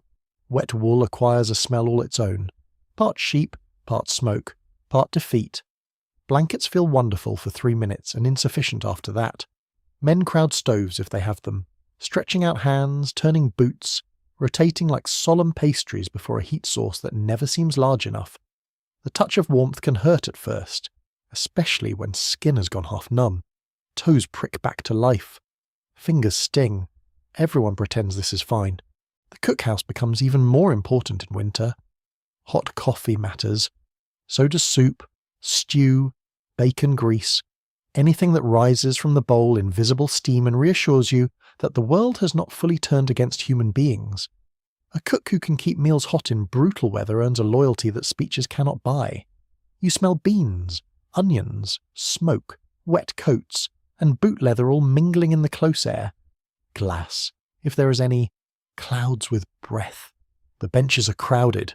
Nobody lingers outdoors unless forced, yet winter is only half the punishment. Summer on the railroad can be just as vicious, only in a brighter, less honest way. The day begins already warm, with the air carrying the dry scent of dust, weeds, creosote, horse sweat, and sun-heated earth. By noon, the ground can shimmer. Tool handles grow slick with sweat. Shirts cling to the back and underarms.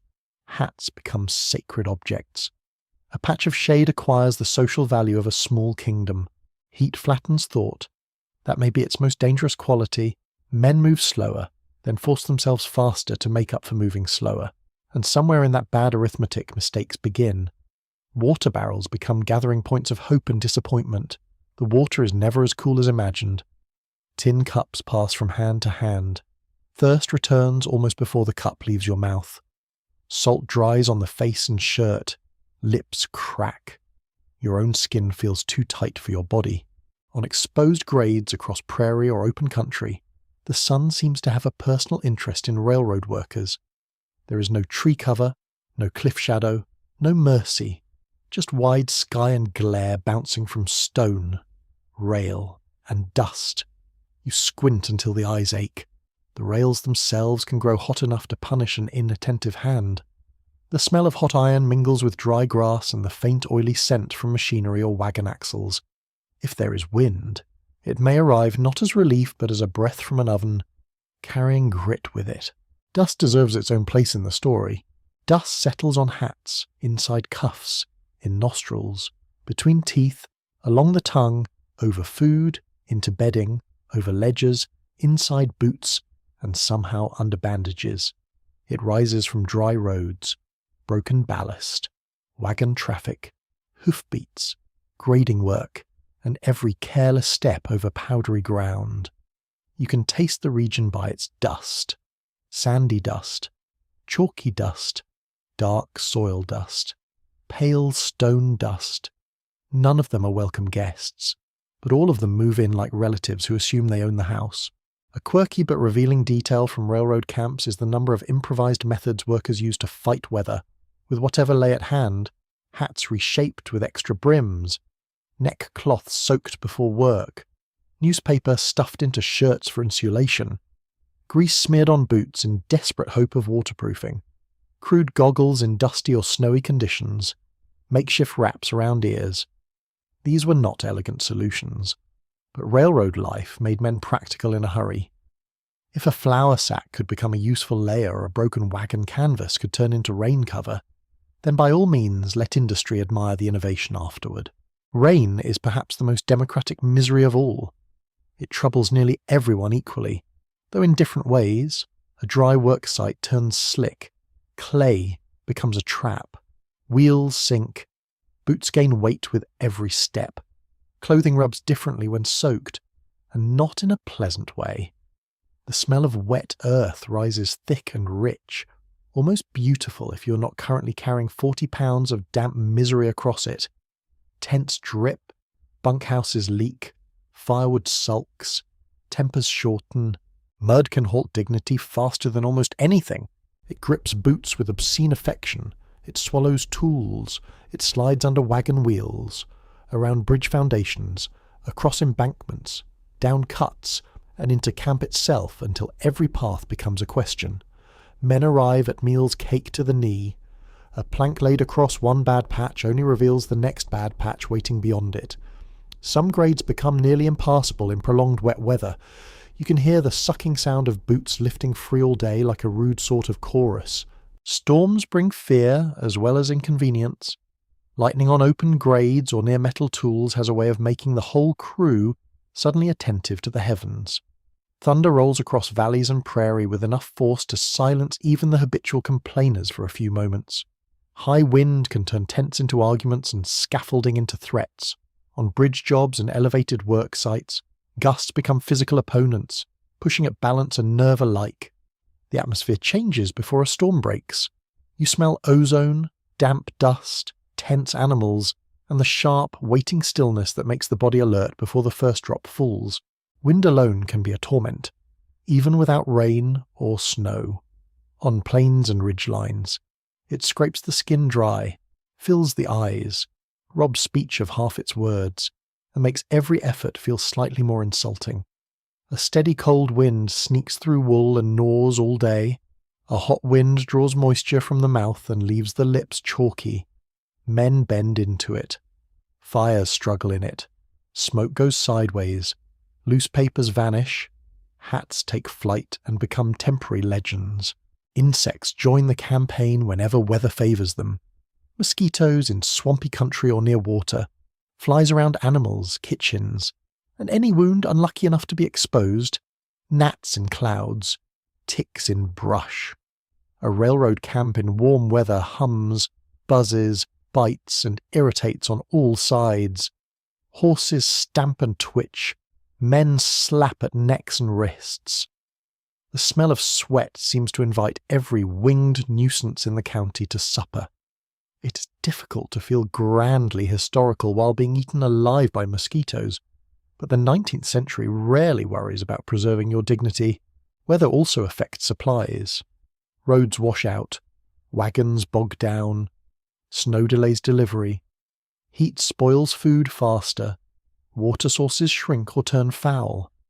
A camp that looked rough but manageable in fair conditions can become half-starved, half-soaked, or half-frozen when the weather breaks against it for several days.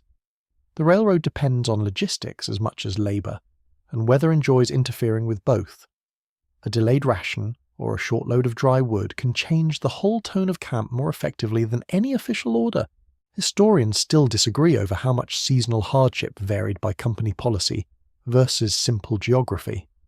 Some firms did provide better shelter, better planning, or more suitable clothing allowances in certain regions. Others seem to have relied on optimism and replacement labour. Records do not always capture the difference between what was officially available and what actually reached the worker with numb hands or sun-cracked skin. The paper trail often sounds tidier than the lived reality. Nature had a way of exposing those gaps. You begin to see that weather shapes the body itself. Faces redden, peel, or chap. Hands split in winter and toughen in summer. Eyes narrow against glare from habit. A good coat becomes as prized as a week's extra pay. Dry socks can alter a man's philosophy. The touch of a breeze at the right moment can feel almost spiritual. So can the first heat from a stove after a day in sleet. Railroad workers in the 1800s did not simply labour outdoors. They lived in direct negotiation with climate, often without much protection beyond wool, leather, canvas, and stubbornness. There are rare moments when the weather softens. An autumn morning with crisp air and clear light, a spring day before the mud fully wakes, a cool evening after terrible heat, when the camp exhales together and even the smoke from the cook fire seems kinder. These moments matter because they remind you what ordinary comfort feels like. They also make the harder days stand out more sharply by contrast.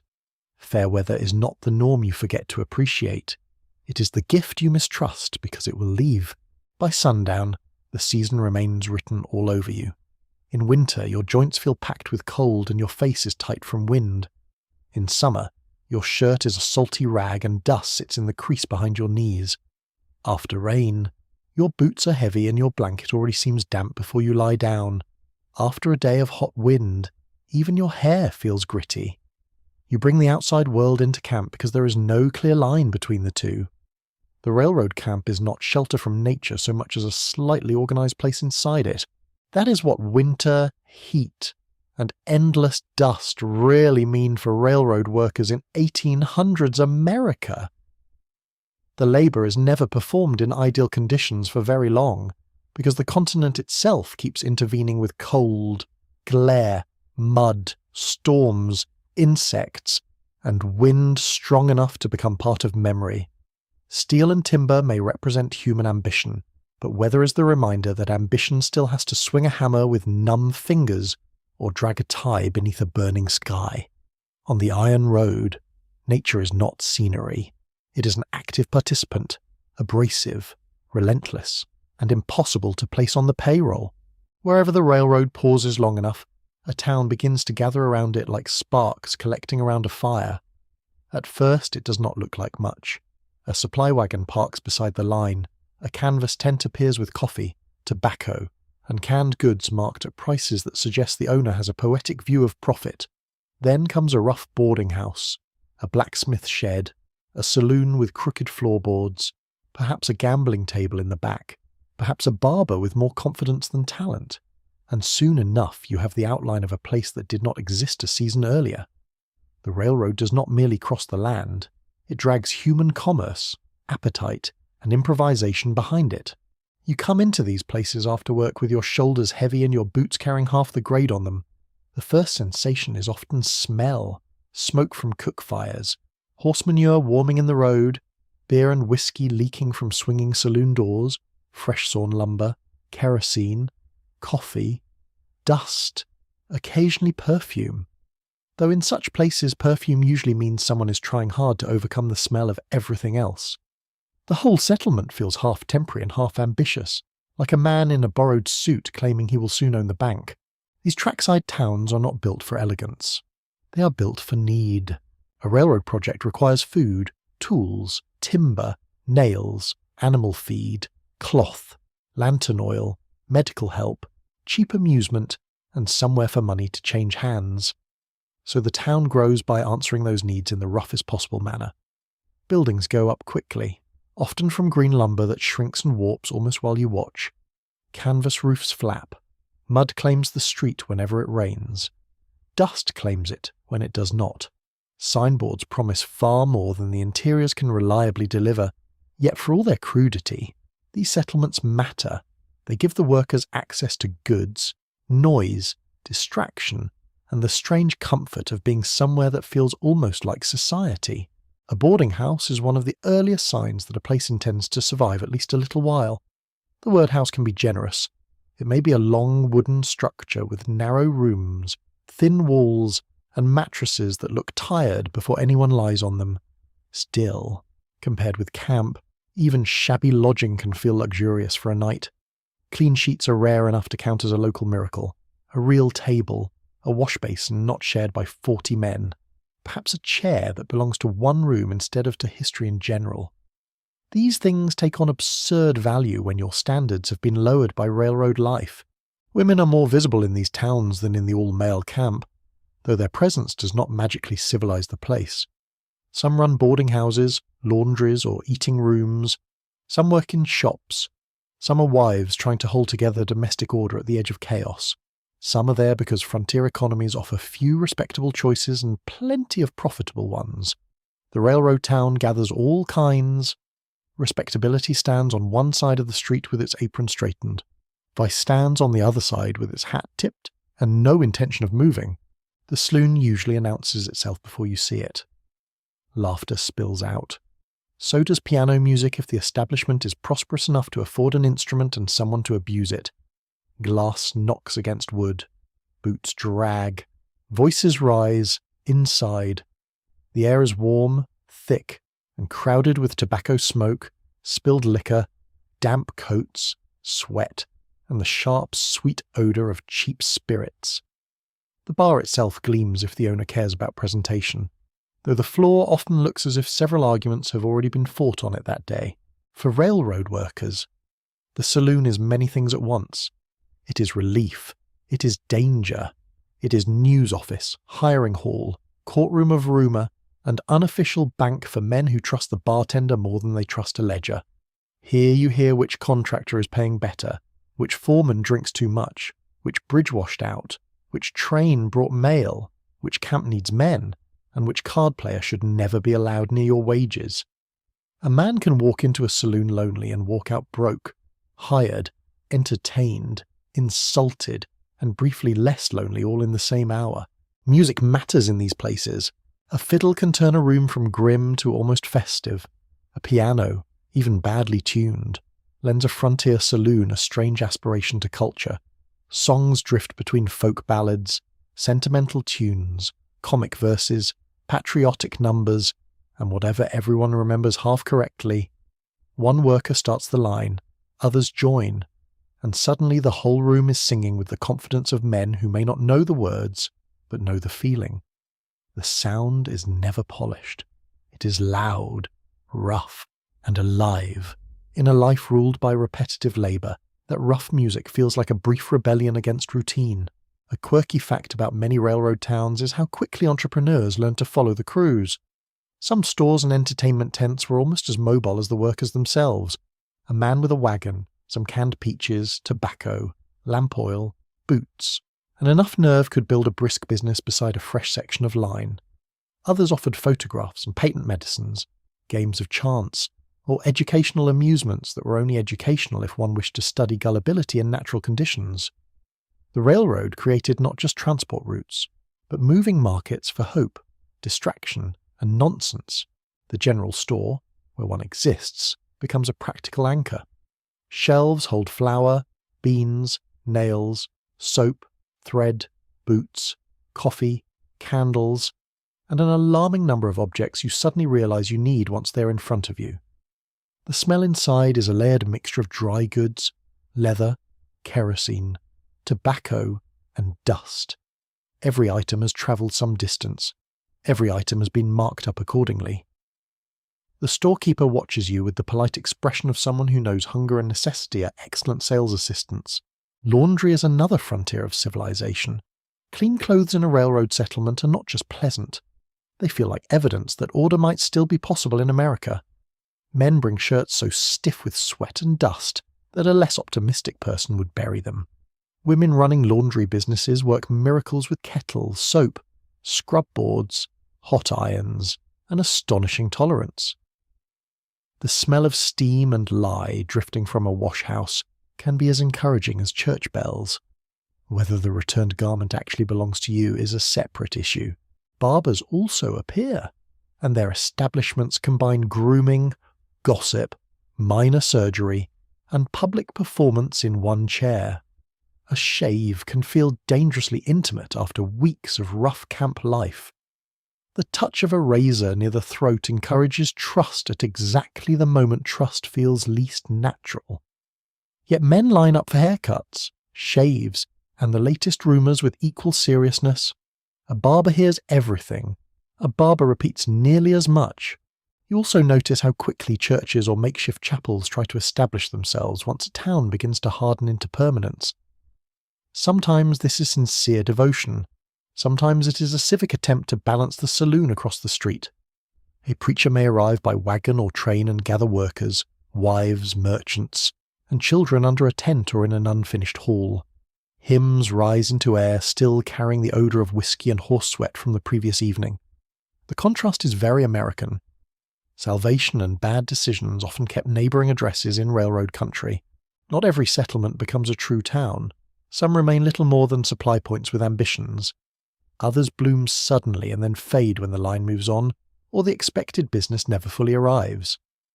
Historians still argue over how many of these places were genuinely planned communities, and how many were improvised clusters of opportunity that later invented a tidier origin story. Looking around at uneven streets, hurried buildings, and business schemes held together by optimism and nails, you may suspect improvisation had a strong vote. Children appear in some towns too, and their presence changes the whole tone.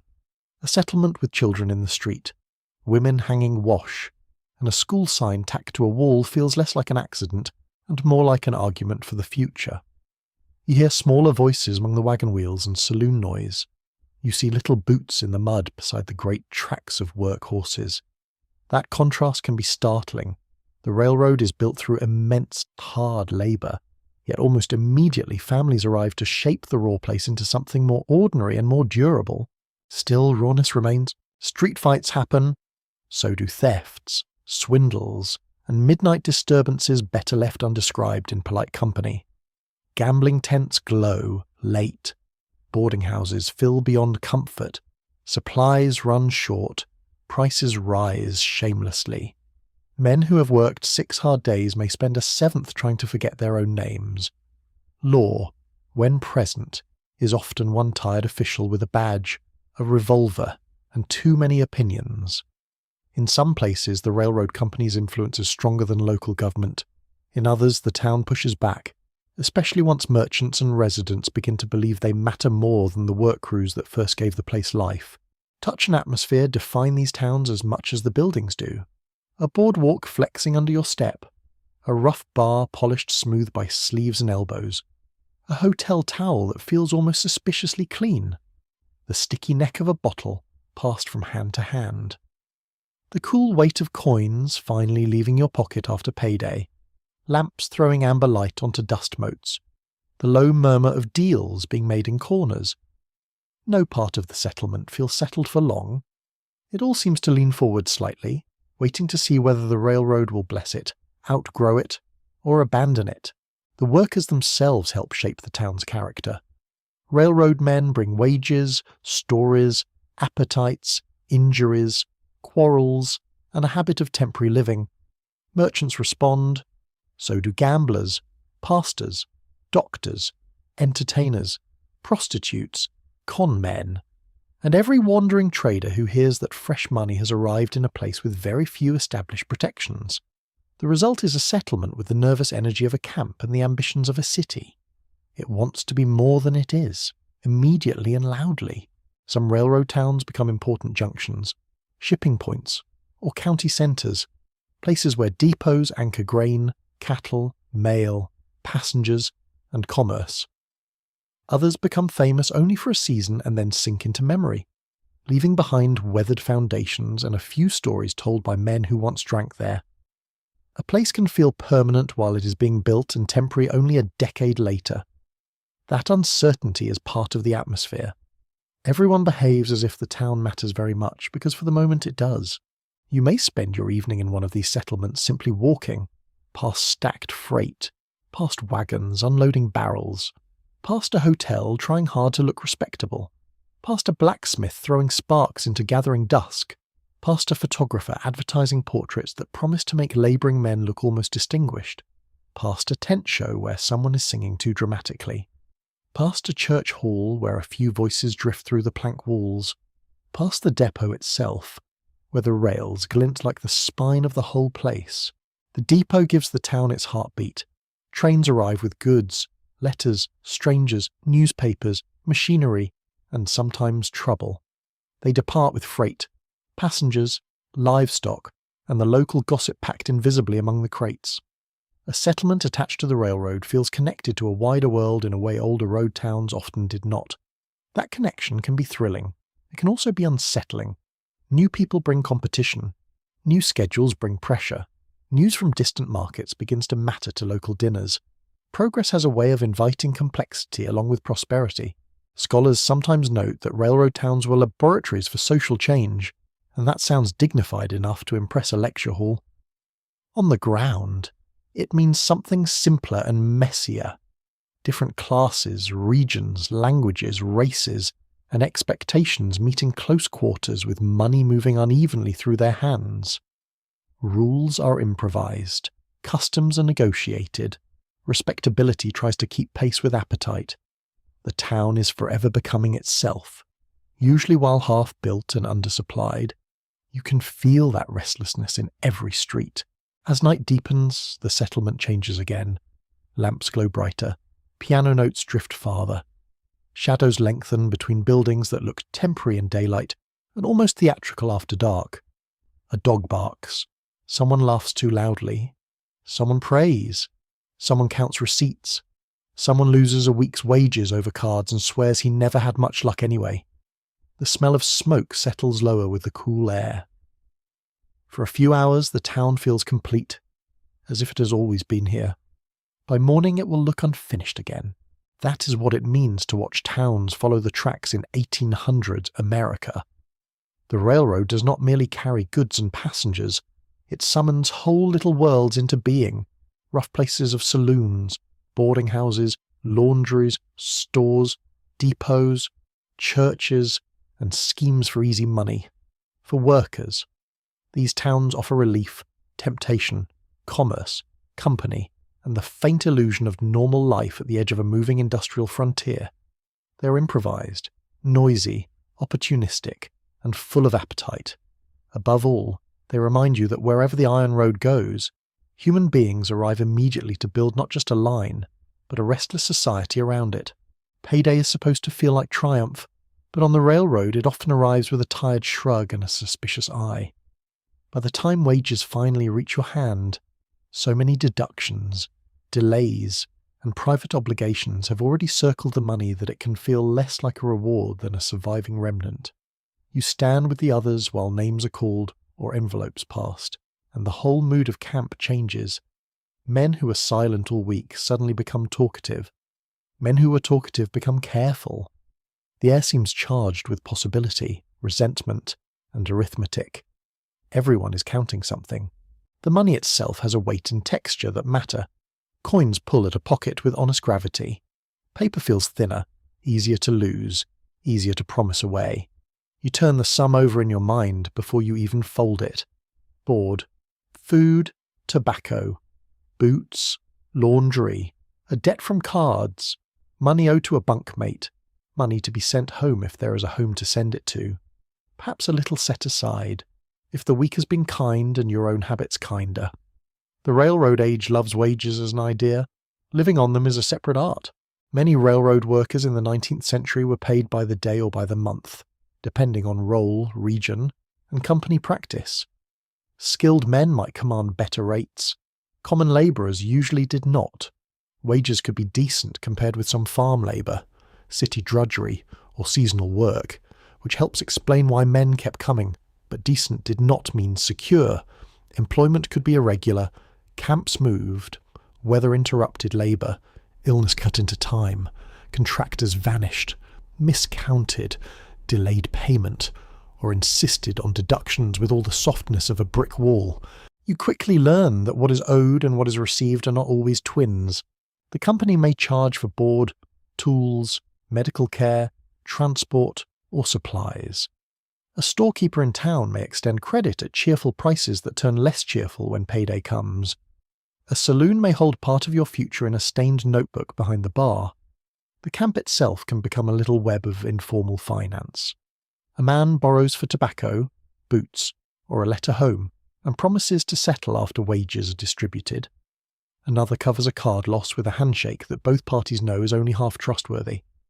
Money moves through camp before it ever settles in a pocket. Debt follows workers with astonishing skill. Some of it is unavoidable. Boots wear out, coats tear. Railgang does not preserve clothing through sheer admiration. Some of it is emotional. A man sends money to parents, wife, or children because he must, or because not sending it would sit in his chest like a stone. Some of it is reckless, born from drink, cards, or a frontier confidence that next payday will surely fix everything. The railroad worker's purse is often full for one evening and thin by morning. Cash in camp behaves like water poured onto hot ground. A quirky but very human detail of payday life is how men often imagine purchases long before the coins arrived. A better hat, real tobacco instead of whatever dry insult they had been smoking, fresh socks, a pie from town, a shave, a train ticket farther on, a keepsake for a child, a tin watch chain that suggests prosperity just convincingly enough in dim light. Desire on the railroad is rarely extravagant at first. It begins with comfort, cleanliness, and the brief pleasure of choosing something for yourself after a week of being chosen for.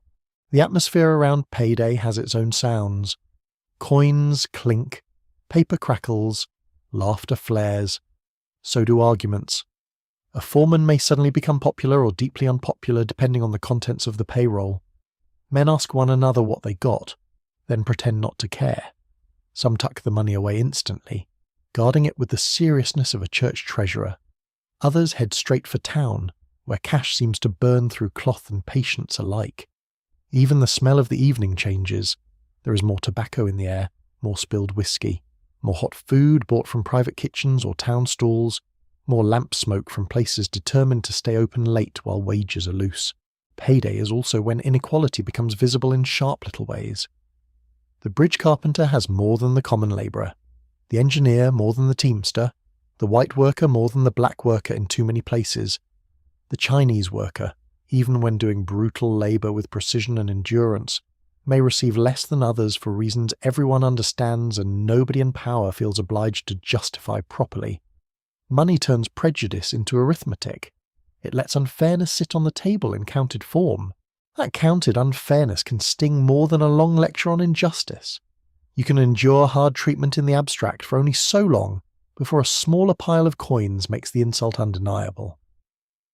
Historians still debate how transparent wage discrimination was in every region and on every line, because company records are uneven and public statements were often designed to sound cleaner than actual practice. But workers did not need a historian to identify unfair pay. They could hear it in the coin count and feel it in the week that followed. Some men are careful with wages in a way that commands quiet respect. They keep a little notebook. They fold bills into separate pockets. They send money home through express offices, banks, trusted merchants, or any route that seems less dangerous than carrying it themselves.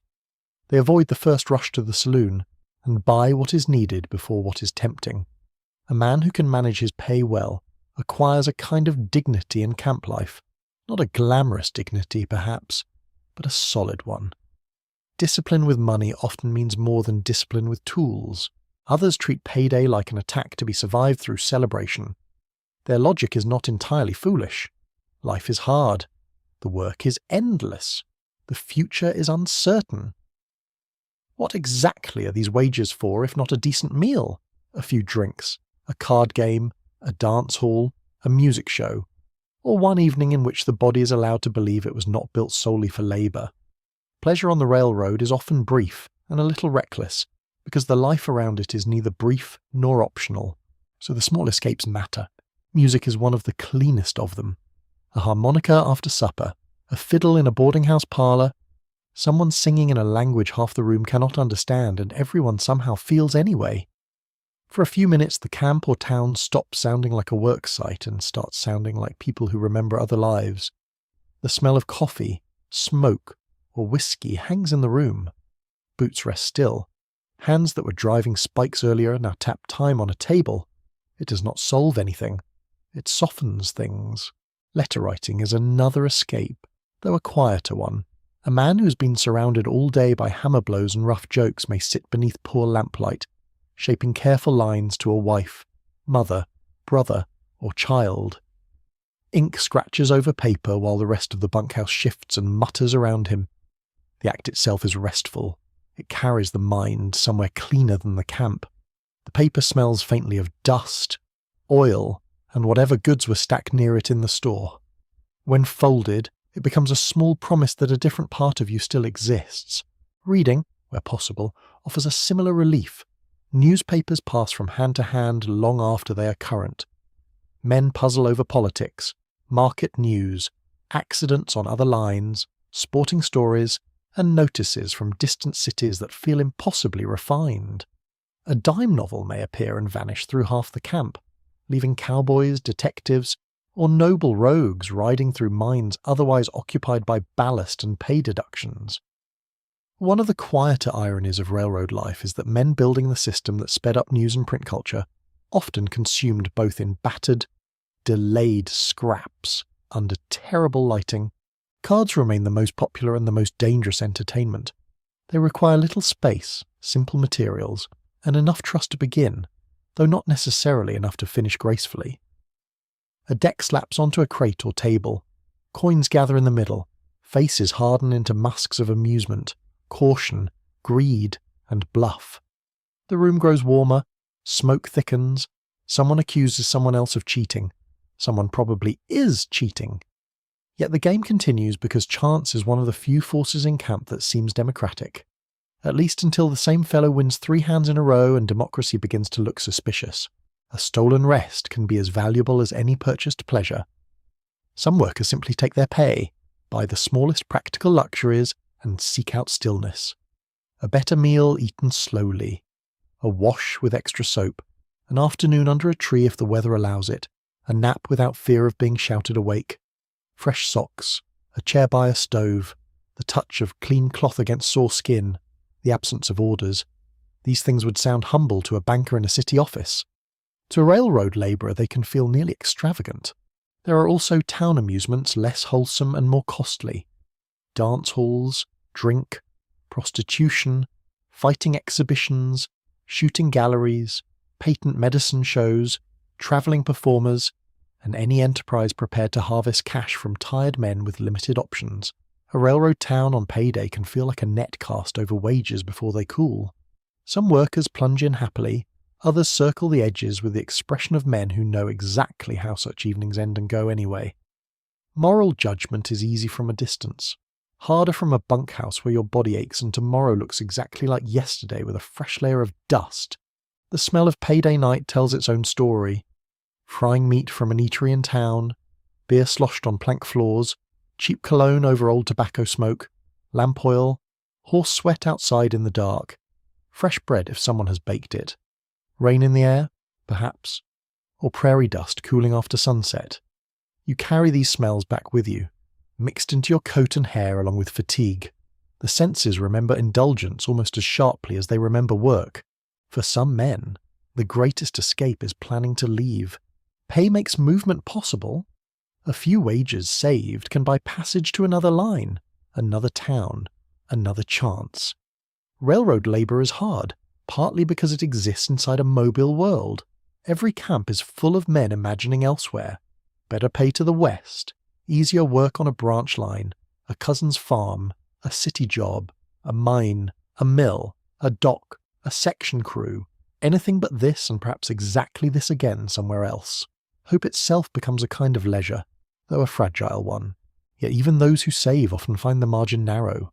An illness wipes out weeks.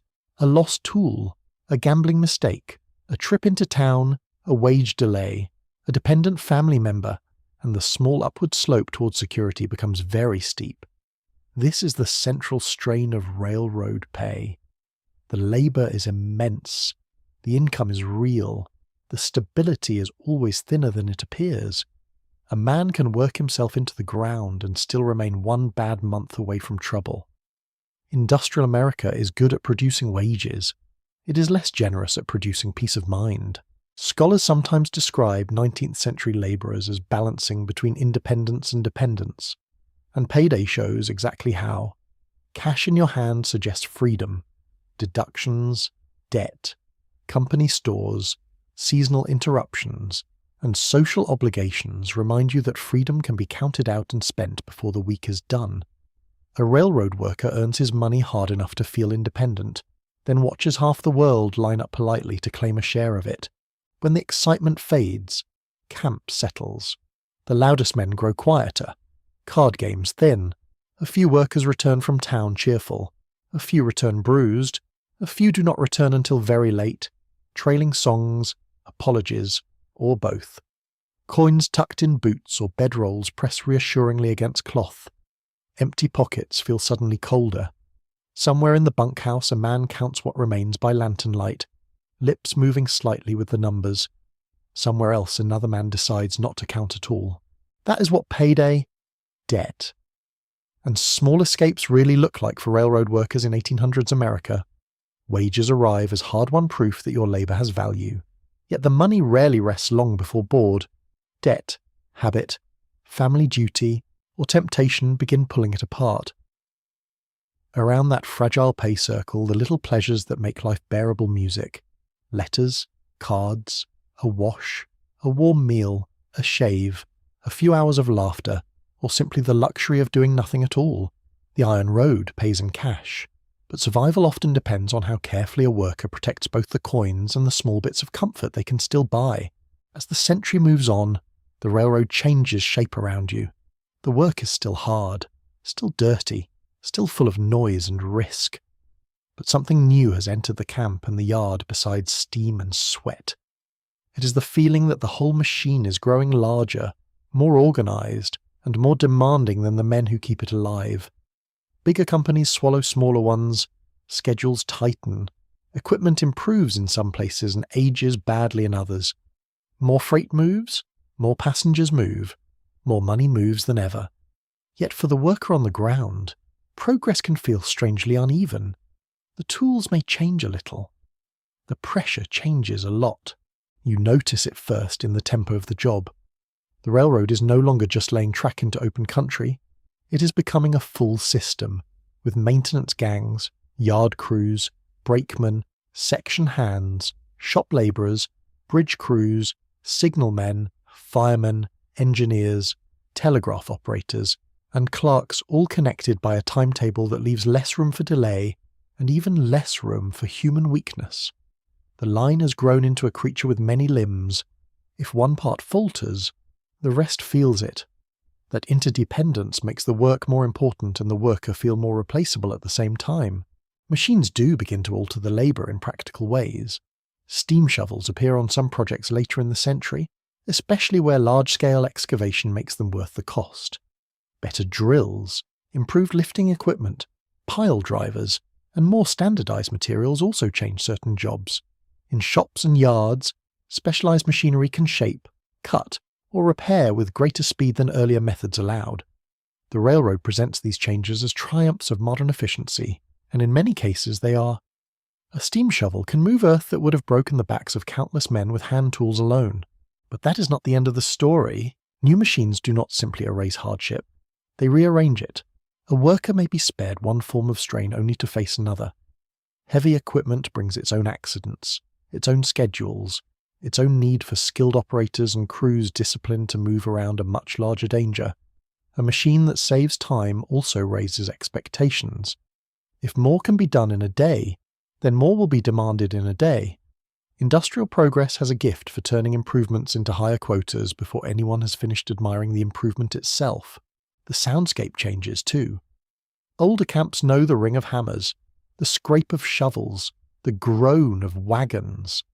Later railroad work adds harsher mechanical notes, the cough and clatter of steam machinery, the hiss of valves, the whine of belts in shops, the metallic rattle of more complex tools and fittings.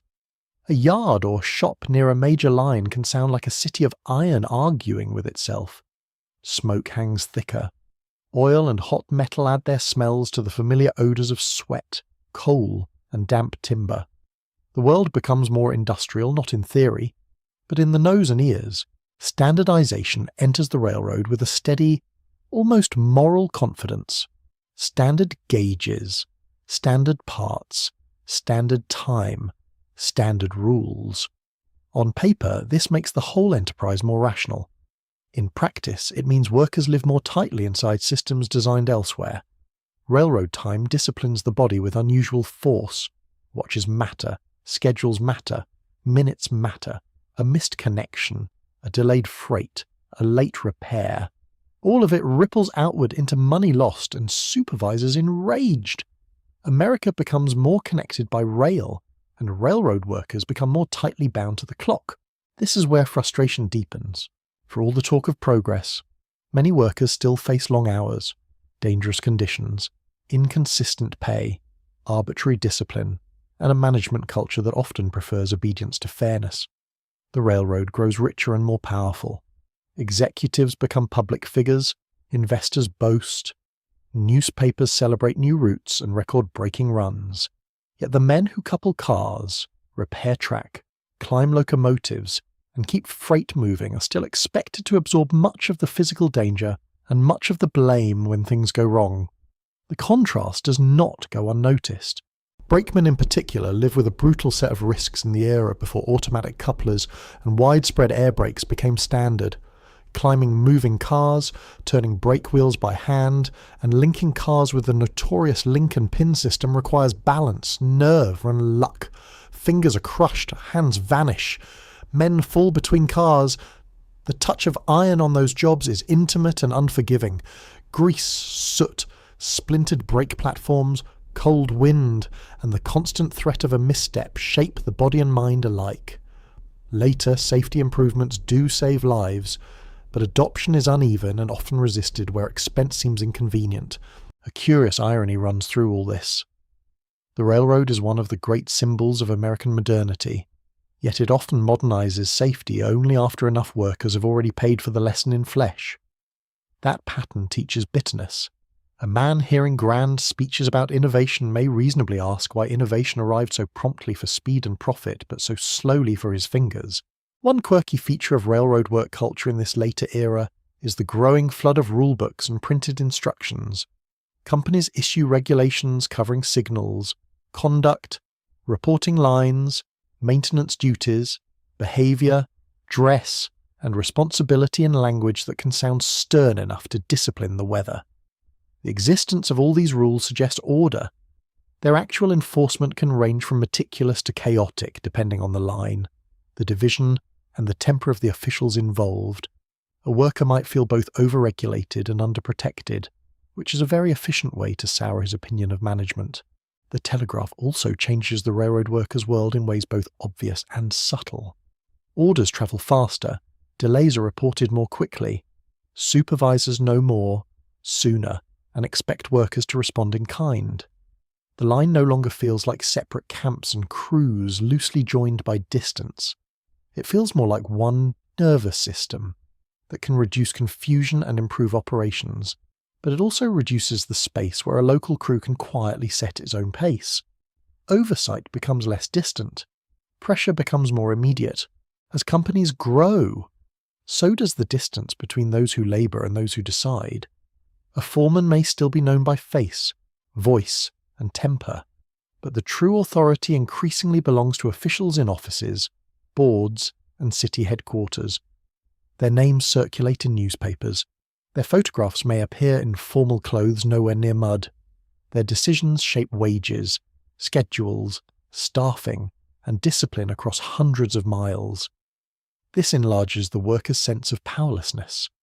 The man barking at you on the grade is no longer the top of the ladder. He's often just the first rung. Inevitably, anger begins to organise itself. Workers talk in bunkhouses, roundhouses, depots, boarding houses, and saloons. They compare wages and hours. They count injuries. They discuss favouritism, arbitrary firings, and the way companies plead poverty to workers while paying dividends to investors. At first, these complaints may sound like the usual camp grumbling. Then they sharpen into something more deliberate. Names of labour organisations circulate. Brotherhoods form among skilled railroad workers. Mutual aid societies appear. Men begin to imagine that the only counterweight to a large railroad corporation might be a large group of workers acting together. This is not simple. Railroad labour is fragmented by craft, race, ethnicity, region, and rank. Engineers do not always think like track hands. Conductors do not always trust yard crews. White workers may exclude black workers. Native-born men may resent immigrants. Skilled workers may guard their own status more carefully than they defend a common cause. Companies understand this and use it. Divide one group from another.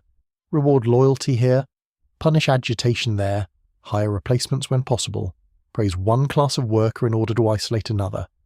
Industrial conflict rarely unfolds on a clean stage. Still, solidarity grows where necessity encourages it. The Brotherhood of Locomotive Engineers, the Order of Railway Conductors, the Brotherhood of Locomotive Firemen, and other groups begin to define railroad labour in new terms. Even when they do not unite all workers, they create a language of collective rights and professional dignity. Railroad men are no longer only isolated employees enduring conditions privately. They are members of organisations, readers of labour papers, participants in meetings, and carriers of shared grievances. A man who learns that his trouble is also another man's trouble becomes harder to dismiss. The great railroad strikes make this impossible to ignore. The strike of 1877 in particular reveals how explosive the situation has become. Wage cuts, economic depression, and long simmering resentment combine into a vast upheaval that spreads across multiple states. Traffic halts, crowds gather, militia and federal troops are called in, yards burn, violence erupts. The strike is not one tidy event, but a chain reaction through an industry central to the nation's economy. Historians still argue about the exact balance between spontaneous protest and organised action in different locations, yet nobody disputes the scale of the anger. The country sees, in a harsh burst of clarity, that railroad workers can no longer be treated as silent cogs without consequence. For ordinary workers, the strike years bring excitement, fear, hope, and confusion all mixed together. You may support the protest but worry about losing wages. You may admire the courage of the strikers but distrust the crowd when order breaks down. You may hate the company and still fear what soldiers will do if called in. The air in such moments feels electrically charged. Depots become political spaces. Tracks become arguments. Smoke from locomotives mixes with smoke from fires and the breath of thousands of anxious people. Later conflicts carry the same tension. The Pullman strike of 1894, though centred on a different corner of the railroad world, again shows how thoroughly rail labour disputes can paralyse commerce and alarm the nation. Boycotts, injunctions, federal intervention, and public argument over labour rights reveal an industry no longer able to hide its social conflicts behind polished passenger cars. Railroad power has grown immense, so has the resistance it provokes. The smell of labour unrest is surprisingly specific. Crowded halls thick with pipe smoke and wet coats, printing ink from handbills and newspapers. Dust stirred by crowds near yards and depots. Coal smoke from idle engines standing like restless animals. Sweat in summer meetings where voices rise and tempers test the walls. Sound matters too. Speeches, cheers, angry shouts, the clank of stationary cars, boots on platform boards. The whole atmosphere tells you that the railroad is no longer only a workplace. It is now an arena where ideas about power, rights, citizenship, and survival are being fought over in public. Some employers respond with concessions, others answer with blacklists, strikebreakers, detectives, injunctions, and force. A worker marked as troublesome may find it hard to secure employment on another line. That threat hangs heavily over every act of defiance. To protest is to risk not only your present wages but your place in the whole industry. Courage under such conditions is rarely romantic. It is tense, practical, and haunted by the grocery bill. There are small victories. A few safety improvements become harder to resist. Some wages are restored or cuts slowed. Certain crafts gain stronger bargaining power. A sense of occupational identity deepens. Workers take pride not only in the endurance, but in expertise, and in the claim that their labour deserves respect from the public that depends on it. Even where strikes fail, they leave behind memory and lessons. Men remember what companies did. Companies remember what workers can disrupt.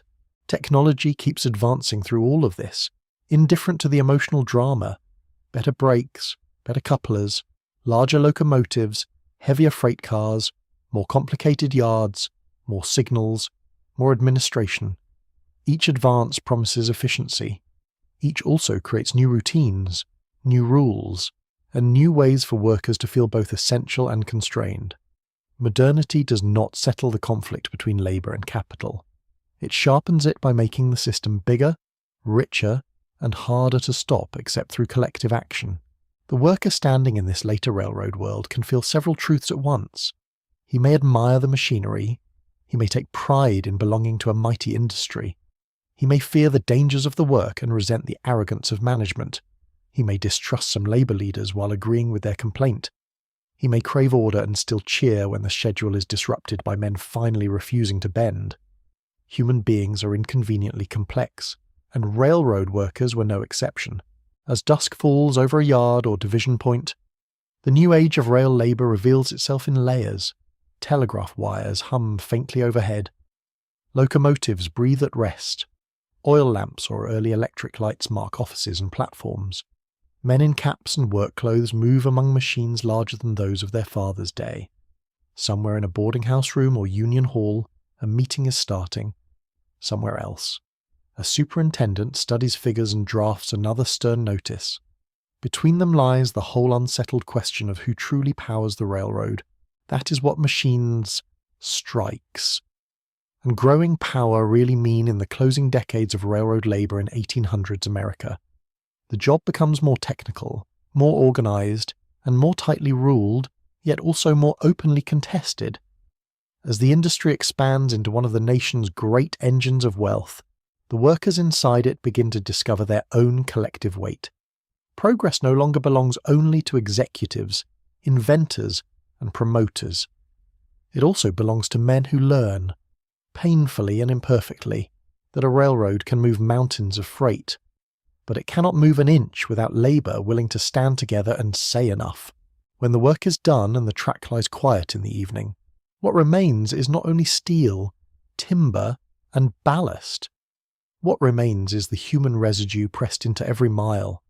The railroad may present itself as a triumph of engineering, finance, and national ambition, but if you stand still long enough beside the line, you begin to sense another record beneath the official one. It lives in scarred hands, bent backs, lungs roughened by dust and smoke, and names that never reach the polished histories.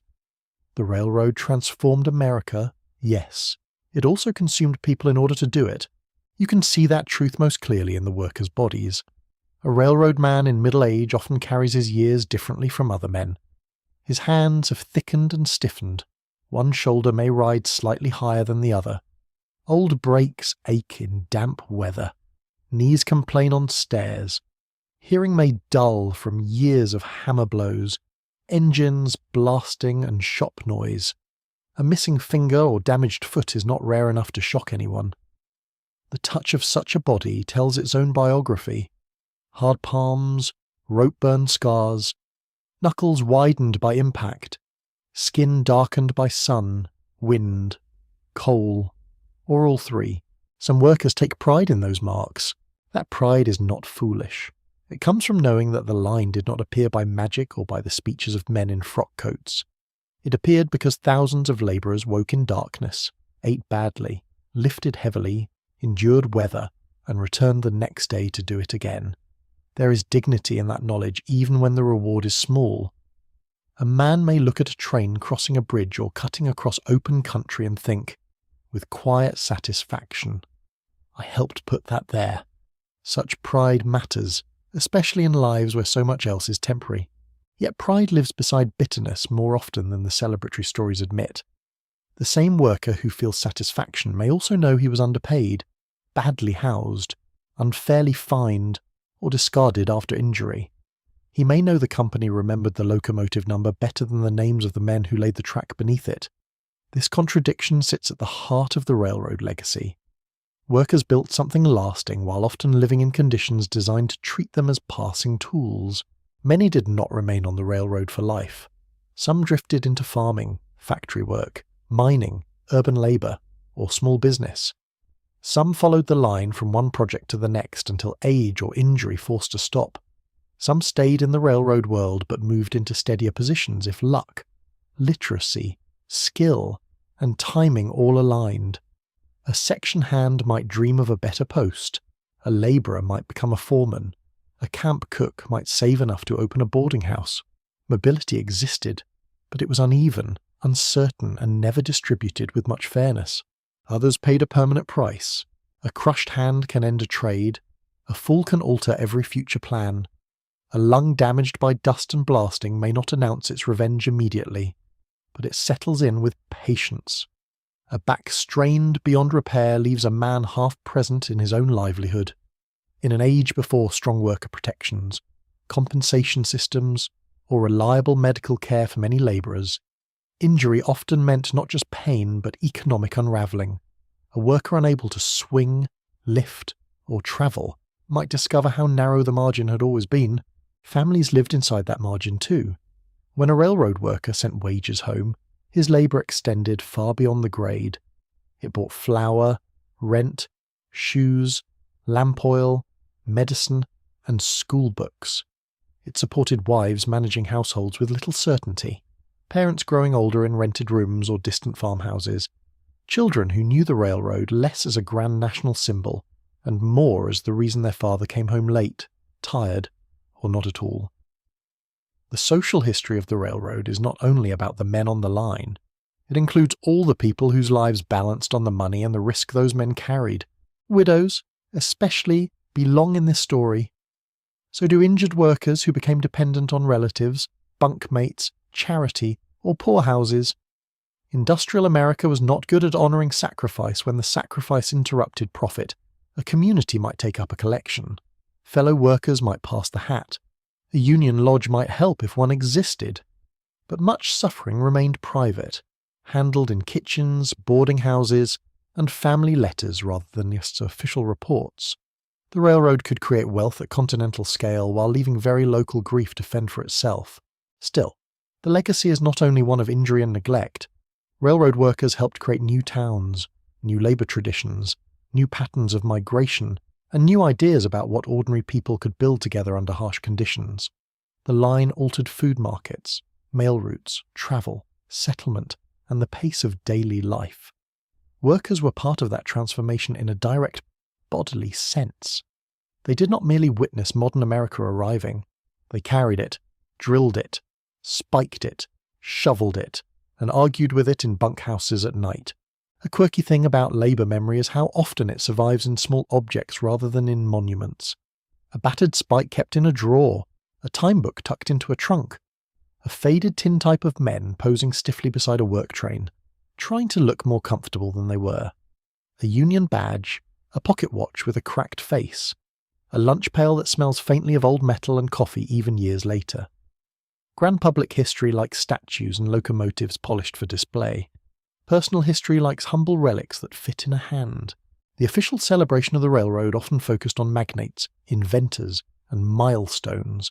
Golden spikes, great races to finish line, corporate consolidations, famous trains. Those stories are not false, but they are incomplete. If you listen carefully, you can hear the missing voices asking who carried the rails, who packed the grade, who froze on the trestle, who coughed in the tunnel dust, who lost wages to a company store, who went out on strike, who vanished from the payroll after injury, and who still showed up because there were mouths to feed. That is the deeper ledger. Historians still debate how to measure the full human cost of railroad expansion, because records of death, injury, disease, and labour turnover are scattered, inconsistent, and often filtered through company interests. There is also the wider moral cost tied to dispossession of native communities, environmental change, and the harsh labour systems that underwrote rapid growth. The railroad was not simply a machine for movement, it was part of a larger national project of conquest, extraction, and consolidation. Workers stood inside that project in complicated ways, both exploited by it and employed by it, both builders and, at times, unwilling instruments of a broader transformation. Race remains central to this legacy. Black workers, Chinese labourers, immigrants from many regions, and native-born white workers all helped build and operate the railroad. Yet they were not remembered equally. Public memory preferred some faces and minimised others. Chinese workers in particular were essential to major Western construction, but for a long time received only partial recognition in mainstream narratives. Black railroad workers often laboured under structures of discrimination that continued long after emancipation. Immigrant labourers were praised for toughness one moment and blamed for disorder the next. Memory, like wages, was distributed unevenly. That uneven memory matters because it shapes how later generations imagine the past. If railroad history becomes only a tale of bold entrepreneurs and heroic locomotives, then the labour disappears into scenery. But labour was never scenery. It was the force that made every timetable, depot, bridge, tunnel, and freight yard possible. The railroad workers' legacy lies partly in insisting, across time, that progress is never abstract. It is carried on actual shoulders. There is also a cultural inheritance here. Railroad labour helped shape songs, folk tales, newspaper language, union culture, work discipline, and the mythology of the American working man. Some of that mythology is romantic nonsense. Of course, a nation fond of self-congratulation prefers its labourers rugged, cheerful, and briefly visible. Real workers were more troublesome than that. They complained, gambled, struck, prayed, borrowed, drank, saved, joked, sent money home, and aged too fast. In other words, they were human, which makes them far more interesting than any postcard hero. In many towns, retired or aging railroad men became local memory keepers. They sat on porches, in depots, near stoves in stores, or at the edge of reunion gatherings telling stories that mixed fact, embellishment, grievance, and pride in proportions impossible to separate neatly. One remembered the winter that froze tools to bare skin. Another insisted no modern crew could handle real ballast. A third spoke softly about a collapse, a strike, a friend lost between cars. Oral memory has its own truth. It remembers what mattered to the people who carried it, not always what official reports chose to preserve. You can imagine such a man touching the scar on his hand while he speaks, or rubbing a stiff knee when the weather turns. The body interrupts the story with evidence. This is one reason railroad labour history feels so tangible. It was written onto flesh as much as onto paper. The worker did not only witness the industrial century, he absorbed it. One bruise and payday at a time, there is a harsh beauty in the finished line. Steel rails reflecting late light, telegraph wires humming, a train moving over a bridge that once existed only as stakes in the ground and calculations in a notebook. That beauty should not be denied, but neither should it be cleaned up too much. Beneath it lies camp smoke, foul coffee, frozen mornings, lousy bunks, split hands, prejudice, accidents, songs, card games, wage envelopes, strikes, and 1,000 weary walks back from the work site at dusk. The railroad deserves admiration. So do the people whose labour made admiration possible. One of the strangest features of industrial history is how quickly necessary work becomes invisible once it succeeds. When trains run on time, the labour that maintains the line fades from public view. When bridges hold, the fear that built them is forgotten. When towns prosper, the rough camps and unstable paydays that came first begin to look like an embarrassing draft of the story. Yet without that draft, there is no final version. The comfortable passenger, the well-stocked store, the grain shipment, the mailed letter, the distant journey, all depend on labour that the finished system encourages people not to notice. So what did the rails leave behind? They left physical infrastructure, certainly.